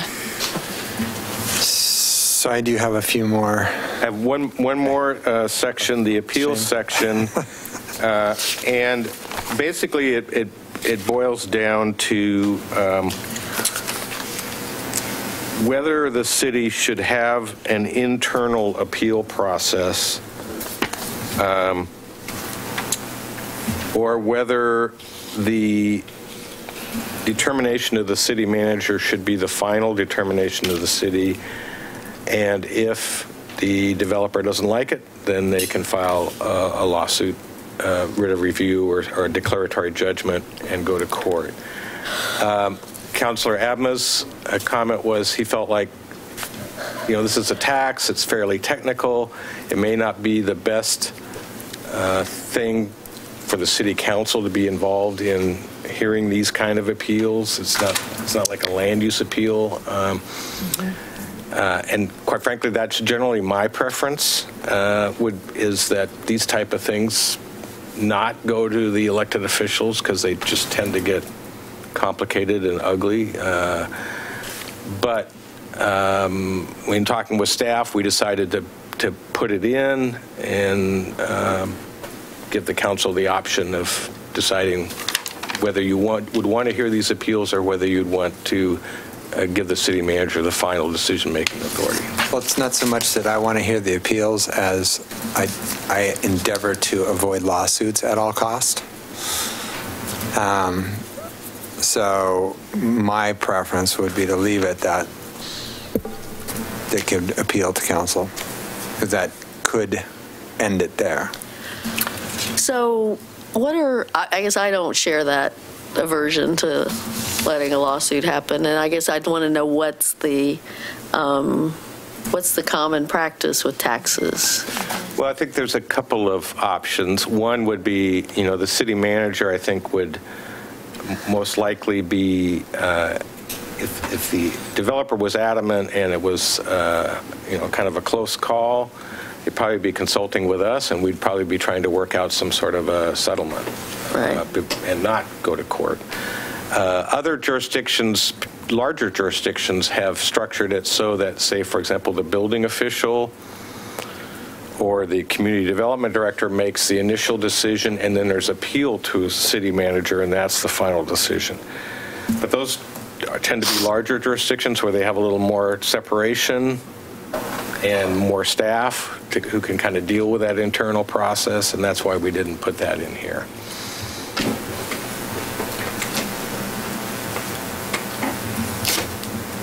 And I didn't hear you say that any of those city council is involved. I think there are some. I'd have to go back and look, but I'm pretty sure there are some that go to city council. It would not most of them do not. Be the norm. Most of them do not. For example, I think Cannon Beaches does, and it's a small town. But you're saying in general, tax questions don't go to the city council. They Correct. go. And in general, that is their recourse is to court. Would typically advise to structure it, again, because it's just the kind of thing that you're probably going to end up with an appeal in front of you that you can't do a lot about. Yeah. And those can be pretty frustrating. We have those in all kinds of other areas. But again, it's a policy choice, and it's kind of a matter of how engaged you think you may want or need to be in this process. Yeah, I don't want to be the appeal body. I don't want to sit as a board of appeals. Even if it were to save the city a few $100,000 in attorney's fees, it's not like we get to collect those. Actually, do you? We would have If to have that written in. If somebody sues us, no, that's probably a state law question. If somebody sues you on a tax thing and you prevail, do you recover attorney's fees? Neither party would recover attorney's fees, yeah. No, neither party? Yeah. And of course, we also would be, if we thought a lawsuit was really pending, I'm pretty confident we'd also be sitting down with you in executive session and talking it through with you informally as well. Right. I mean, it takes a long time to get to a few $100,000 of attorney's fees. We have managed to do it, but it does take a while.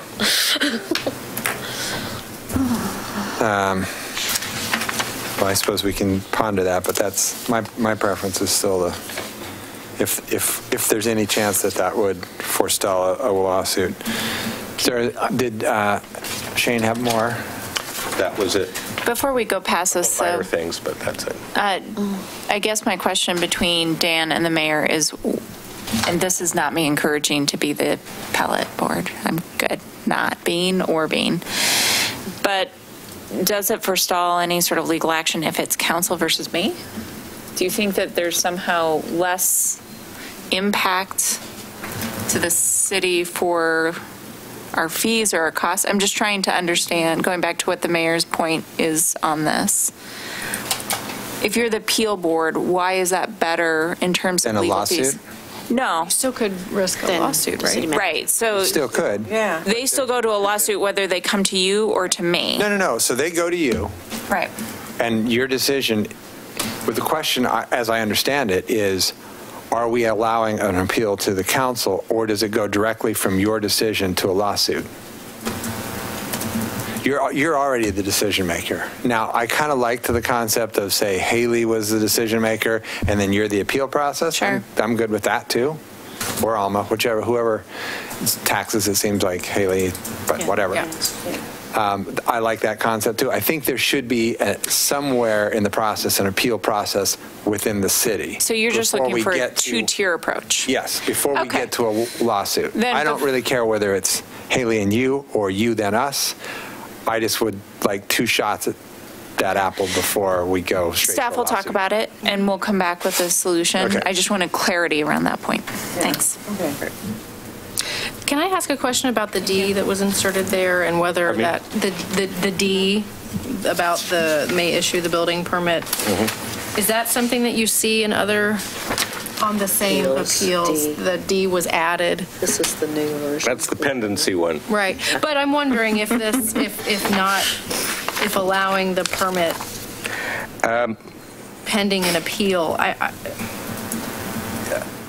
guess I just wasn't really all that fired up about it when you were talking about it earlier, and I'm wondering what other jurisdictions do that. And for better or worse, I have to take responsibility for that language. I have not seen it in any of the other ordinances, but again, it's primarily based on my experience with SDCs, where there's constant pressure from the developers to put off being able to pay while they work out their appeal or some other issue. And in an affordable housing case, if an appeal was to take 2 or 3 months, that could be a significant issue for an affordable housing developer. My thought being, as long as the city has the cash in hand, you're not really at much risk. It could encourage appeals because the developer's gotten his building permit. Right. That is true. Right. So that's the. But they don't have final. I mean, that's the first step in the process. They don't have occupancy. They don't have occupancy, so you could still red tag them. Yeah, red tag them until they paid the. It's not like that's our last bite at that apple. And I agree. I think in talking to the low-income developers that I've been having a lot of conversations with. Well, but if it's low income, then they're exempt from this anyway, so that. Well, but that might be the part, right? That So might be the appeal. They're right on the edge somehow of our rule, and that's the appeal part, is they're saying they're there and we're saying they're not. For whatever calculation that is throwing it off, right? And or they're saying that they're 70% low income and we're saying, no, you're only 50% low income. And there's some appeal process, but it's still low income, so they've had to do all that other stuff, and time is absolutely money. I mean, Martha recently told us at a meeting that 25% of the cost of every building she builds is soft costs. It's lawyers and bankers, and it's the time that's built into that. Sorry, no offense, but it's true. Yep. Because she's having to build these deals with 6 different funders of these buildings, so that's 6 different sets of lawyers, and it's a lot of money. But again, it's strictly a policy choice. It's whatever your preference is. Would one clarifier be that under the HUD income threshold eligibility guidelines. They publish every year.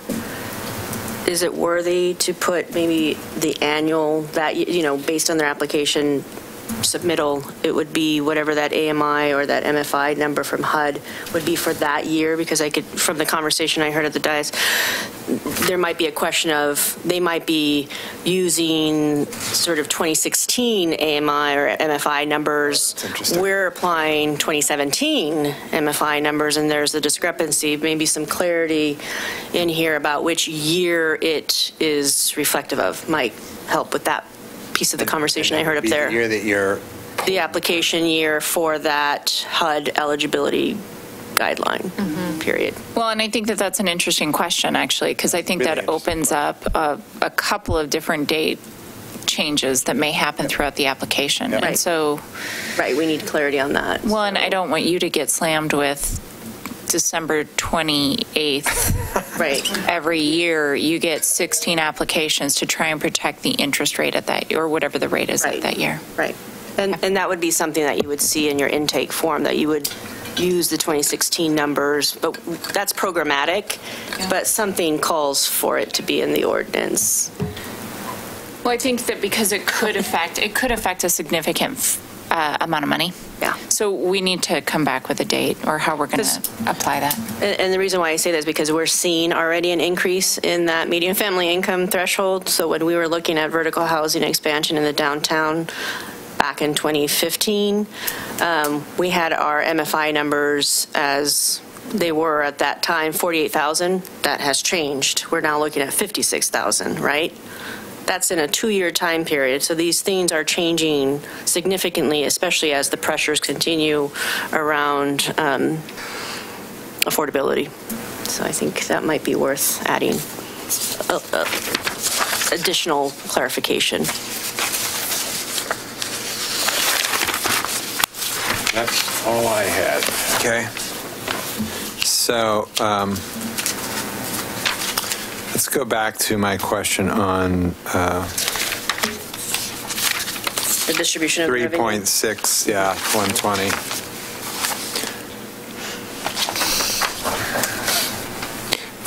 First, just in general, it sort of gives me heartburn that our... Okay, well, I have a question first. A mixed income building, or not mixed income, sorry, mixed use building, like what we've got in the works. How is that divvied up? So is it just the top 4 floors are paying into the fund that builds actual affordable housing, and the ground floor is paying into the fund because that's commercial retail space? So then you get into this conversation of exactly how are you divvying that up? I mean, what's the foundation? Where does that amount of money? Do you see where I'm going here? We do those calculations, though, now when we're doing things like vertical housing tax credit and other tax credits, where we actually have to, under a federal standard, or a state standard, come to that agreement. So I'm less worried about that. But I want to make sure that I fully get it. So if there's anything else that, if I cut you off, keep going and let's see if it changes anything. The reason that is that particular question is of a concern to me is that potentially, particularly if North Industrial starts to redevelop, the vast majority of the construction excise tax we will be getting into this city will be in the commercial realm. Right. And that doesn't actually, it funds workforce housing, but it doesn't actually fund affordable housing in any way, shape, or form. Well, I would Which is politely what we're calling disagree. This. Right, and I think in the ordinance it says funding affordable and workforce development is seen in the spectrum of affordable. I think there's a misunderstanding around affordability in that when people refer to the 0 to 60, it's typically in the frame of subsidized or, and it's again meeting that income threshold. So if you make 60% of what we currently have as the median family income of $56,000, that gets you at roughly $30,000 a year that your family earns for your household, tell me where you're going to find an affordable rent somewhere in the city. Nowhere. It would typically fall within a subsidized housing development or one that a low-income housing developer is building. But the 80 to 120, because that's a gap that the affordable housing market, some of them are meeting and most of them are not, that there's still a need in that workforce range to house the police officers, the nursing assistants, the folks that are able to get a job at Trader Joe's because they pay well and they provide benefits. They're earning $40,000, and that is that 80% of the median family income. So I would say that is still within the spectrum of affordable, but I understand what you're saying. I'm just wanting to within clarify the spectrum that. of affordable. It's also within the spectrum of what the market will build. It's not. Sure it is, because we actually have we're in the middle of a hearing on a place that was literally talking about building 100 and 120% of area median income housing. Are you talking about Rusk? Yes. No. So when we were looking at those numbers, my understanding is that that was only for a portion of the units. It was not for most of them. And I'm also concerned that that number is going up every year at a relatively quick clip. I think that during my interview, I had a discussion with all of you about this was sort of your golden moment to figure out how you were going to keep some of your staff close by in the case of an emergency, because people won't be able to afford here if we're not careful. And so I agree that you need that full spectrum. It's part of why we've been working with the HOG to come up with the strategic plan, is to give you the full spectrum of what it takes for us to be a whole community. I'm not saying that you shouldn't focus more on affordable. That's totally a policy call, and you guys get to make that determination. But I think we have to also, workforce housing is going to require subsidization, and it's going to be substantial. Agreed. What this does, though, is it keeps us from using any of the money from commercial for anything below 80% area of income. Would it help if we adjusted that number? Because I think Yes, workforce housing is one of those things that keeps it shifts. It depending on the conversation we're having, right? Because at our goal setting, 80 to 120 is not what the range that that was in the packet. It's like 60 to. It's it was much lower. Yeah. So even our own internal definition of what workforce housing is keeps shifting, and I don't really like codifying it here at such a high range when we've in previous discussions talked about it being a much lower range. So, because I'm not even sure that our like teaching assistants and the very people that we're talking about are covered. I don't even think they fall in that. I agree with you. Nursing assistants don't either. No, they're not even close to 80. They're not making the 30,000. So if we are actually aiming at the people that work at Walmart, the people that work nursing assistants, teachers assistants, even first-year teachers. And first-year police officers. And, I mean, the people we're talking about maybe aren't even not in here. Yeah, we need... So can we, just in general, on range, where are you guys at? If we dropped that bottom number to maybe 50 or 60? Even 60. I mean, we're saying the gap is, but it's 60. 60. Starts at 60. Then I'm a lot more comfortable with all of that, and I'm less concerned about how those calculations work on mixed-use buildings. No, that's totally fair. And one of the things that we need to get you a date on is when we're going to have the strategic plan back. But we've provided some definitions within that, and I think that it probably would be really helpful to include those definitions in every staff report from here on out, just because I have heard that same shift. I've done the same shift, and so making sure that we create that consistency from people like me so that when we say a term, it's the same term representing the same numbers would be great. And I think the connection when we had this discussion around that 1% for commercial industrial was because we were hearing from the employers as well that it's hard to find the right people, and I think Ann mentioned that earlier, and we were connecting the workforce development with the actual typology of use. Buying. Yeah. Right.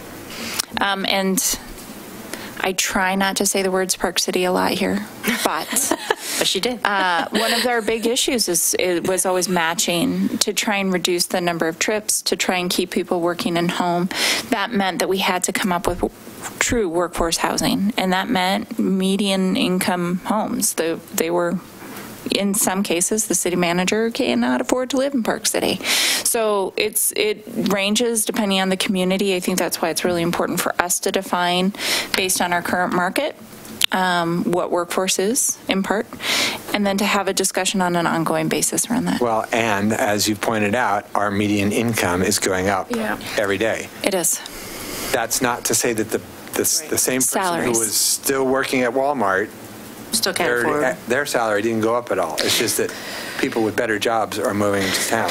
Well, and part of that is a match to the job and workforce that we have. And while we're talking about this moving forward in the coming years, we're going to want to talk about what is the primary goal. Is the primary goal to try and keep people working and living here? Is the primary goal just to provide affordable housing, because most of our surrounding neighbors are not?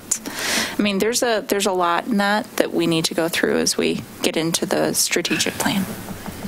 Because we are still talking about subsidized, if you will, housing types, because I was just doing a quick math. If you're looking at 120% of today's median family income, you're roughly looking at around $68,000, which if we were to apply that 30% that you shouldn't be paying more for your housing, that looks to be like a $198,000 home.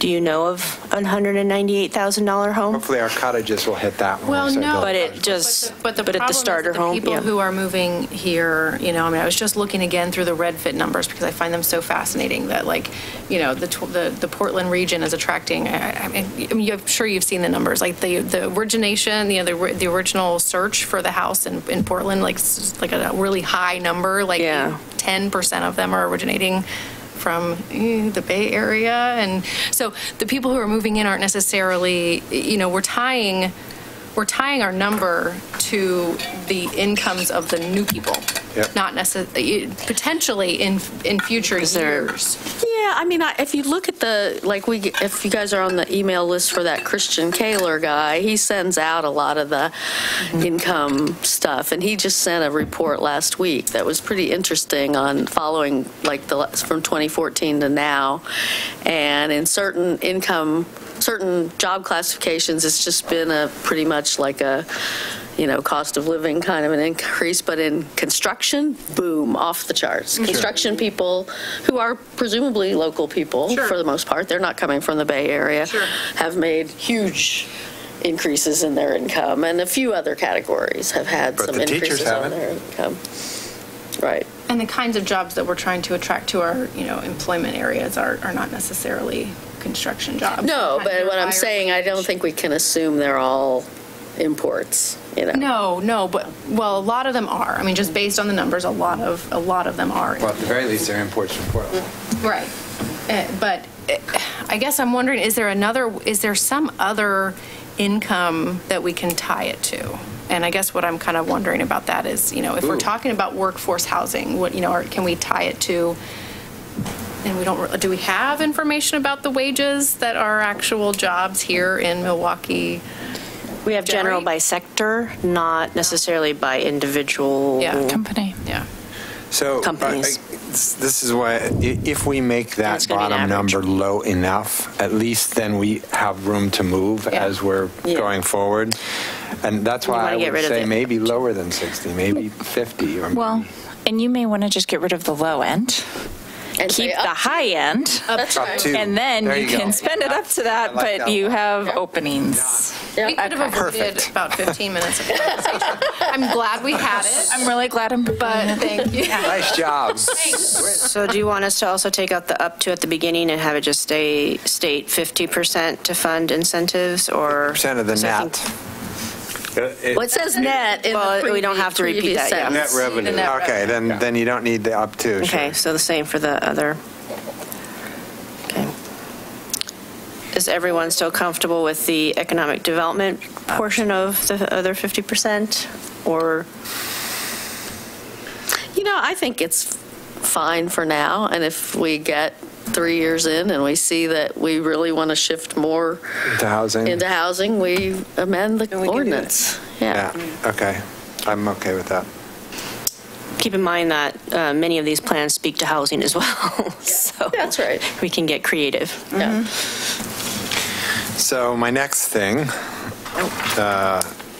is in Section 3, effective date. This ordinance shall take effect on the 31st day following enactment. The tax imposed herein shall apply to all permit applications received on or after the effective date. What is the definition of permit application? Because, as I understand it, they pay this when they pick up their building permit. Is the permit application when they do their pre-app? Is the permit application when it's they do a couple weeks before, usually, is my... Couple weeks before what? Before building permits or before... Where they get inspections and before... What if we said... So it's usually when you come in, once you've gotten your land use review decision, you would come into the building department and you would start submitting your permits for that, for building the actual building.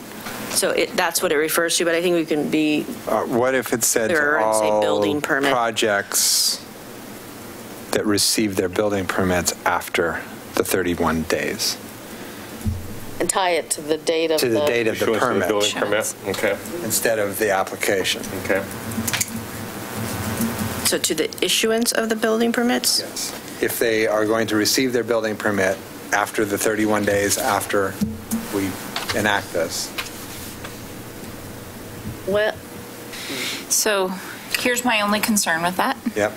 That is our action, not theirs. Right. So I have some heartburn about us controlling that. well, and the opening up for the accusation that we delayed. Right, we didn't act fast enough, and not only otherwise they would have gotten it before the 31st day. Yeah, you may have people that applied 30 days ago and they still haven't gotten their permit. Right. We've been short staffed by one. I'm kidding. Not only that, but they may come in for one building permit, one like electrical permit. Does that mean that triggers the whole timeline? Well, that's exactly. I don't know. That's this the cumulative value of all their permits for the project. So yes. So we just need to clarify sort of that aggregate or okay. The initial. We're going to look at that, and instead of further discussing it tonight, we'll talk to you offline. Okay. All right. Yeah. That it left a lot open. The only other thing I have as a note in here is simply because of a conversation I had, and this reminded me of the conversation, so I wanted to get it out to staff to think about. In a conversation with the mayor of Gresham, he asked whether our vertical housing tax credit had any affordability requirements around it, because his does. And I went, does it really? So it's the state. In order to get the vertical in order to get the vertical it's housing. one of how we have our check boxes of to get this for the local criteria. Yeah, the local criteria, and apparently, and I asked him if he could get me that language. I don't know whether he will. He was busy, so. But just to throw it out there. We can check with Gresham. Because that's a pretty sweet break, and we kind of aren't asking for anything for it. So, and I don't know how much of an affordability thing. It might be just going after a little bit of workforce. Yeah. So, just wanted to throw it out there. And we're coming before you... November 21st. So we'll have vertical housing back before you in a couple weeks. Cool. We can give you an answer at that time. Perfect. Thank you. And did we just get the one piece of mail on this? We didn't get any other mail or comments on this from anybody? Okay. Oh. Great, thank you so much. So just to clarify, our plan is that at our next meeting, we will do a very, very brief conversation with all of you, 5 minutes. And then we'll do what we did on right-of-way and put it forward to a vote. Any concerns on this, on CET? Okay. And when are we expecting that to happen? On the 21st of November. In 2 weeks. Are you gone? I'm not in town. That's fine. I'll do it. I for was you. aiming for December 5th, but if you guys want it earlier, great. I won't be but- here December 5th. I would like to be here for it, and I would like to pass it sooner rather than later, so. I think we nailed most of this. There might be two Need to items. review, yeah. So if there are a couple of items, Dan and I can do that together. We promise not to mess it up. Have a lovely vacation. I don't think you will. We might, but have a great vacation. Mayor, do you mind taking a quick break before we go into we're done, close? aren't we? No, you have closed. Oh, we have an executive session. And we probably have announcements. Yeah, all right, sure. Let's take a 5-minute break. 10 minute? Actually, Scott just let me know that the announcements, if we do those now, we can go off air and not come back on for the night. So All right. if you want to do that, we can So- do that. Thank you. Here we go. Explore independent and assisted living communities, in-home care, and other related services at the Housing and Senior Services Fair this Thursday, November 9th, from 10 a.m. to noon at the Milwaukee Center, 5440 Southeast Kellogg Creek Drive. TriMet is gearing up for expanded bus service, electric buses, and new low-income fare, a fairer citation process, and more. They want your feedback. Join them at an open house this Thursday, November 9th, from 6 to 8 p.m. at Milwaukee High School. Veterans Day is this Saturday, November 11th. City Hall and Johnson Creek Building will be closed this Friday, November 10th, in observance of Veterans Day. The library will be open on Friday, but will be closed on Saturday. Join the City of Milwaukee, the American Legion Post 180, and the Daughters of the American Revolution on Veterans Day at 11 a.m. at Scott Park next to the Living Library to dedicate the Vietnam Veterans Monument placed in the park just this week. Clackamas County is sponsoring an area-specific workshop on preparing for a flood this Saturday, November 11th from 9 a.m. to noon at the Milwaukee Center at 5440 Southeast Kellogg Creek Drive. Join Clackamas Community College, the North Clackamas Chamber, and the Clackamas County Business and Economic Development and Clackamas County Business and Economic Development for a free breakfast session to address your business and workforce needs on Thursday, November 16th from 7:30 a.m. to 9 a.m. at the Milwaukee Center, 5440 Southeast Kellogg Creek Drive.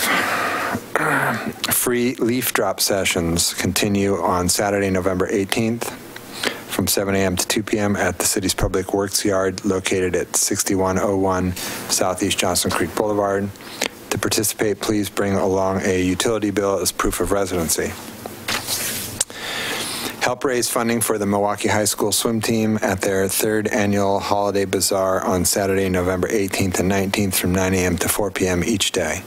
This annual event at Milwaukee High School, 2301 Southeast Willard Street, will include a variety of homemade pet products, glass art, soaps, food, toys, and so much more. Visit downtown Milwaukee on Sunday, November 19th from 10 a.m. to 2:30 p.m. for a special Thanksgiving farmers market. Great produce and food items, lovely holiday craft and gift ideas, and other seasonal shopping. The Portland Waldorf School is hosting a winter market on Sunday, November 19th from 10 a.m. to 3 p.m. Over 40 artisans and crafters will be in attendance. The Waldorf School is located at 2300 Southeast Harrison Street. And that is all. So, upon adjournment of the regular... I had a couple of things I wanted to add. One is on the topic of the farmers market, there's the special farmers market coming up, but at the last farmers market of the season, we had a fun event with the guessing the weight of the giant pumpkin, and 2 people guessed it right. And we raised about, between what the people who guessed gave and what the CMI gave, we gave over $1,200 to the Meals on Wheels program, so that was a nice thing. I was 4 pounds off. You were very close. You were very close. I was so far. Wilda thought it weighed less than 100 pounds. I was like, man, you're crazy, Wilda. They wouldn't let me measure it. That was it. The other thing I wanted to just tell everybody is I went to the, last week I went to the session that the Audubon gave on the bird safe architecture and lighting and stuff, and I got a ton of information, and I have several pages of notes, and I'm going to send everybody some notes, but it was very informative, and I do think there are some things that, there's some bigger things to bite off, but there might be some smaller things that we could put into whatever code fix package that, Denny may be bringing us in the next few months, because it really is the third, fourth, fifth floors that are a big problem for the birds, and there's a lot of anyway, it was very interesting, very informative, and I won the raffle and won a $200 Patagonia jacket. So. Well done. Good job. Nice. So that was nice. I was like, I go to these more often. Anyway, so I'll be sending everybody some notes, and I got a good page of links from the U.S. Forest Service guy about that stuff too that I'll send around. Cool. So. I got nothing. I'm good. All right. In that case, upon adjournment of the regular session, council will convene an executive session pursuant to Oregon Revised Statutes 192.6602E to deliberate with persons designated by the governing body to negotiate real property transactions. So I will entertain a motion to adjourn. I move to adjourn the regular session. A second. It's been moved and seconded to adjourn the regular session. All those in favor? Aye. Aye. Opposed? None heard? We are adjourned. Okay.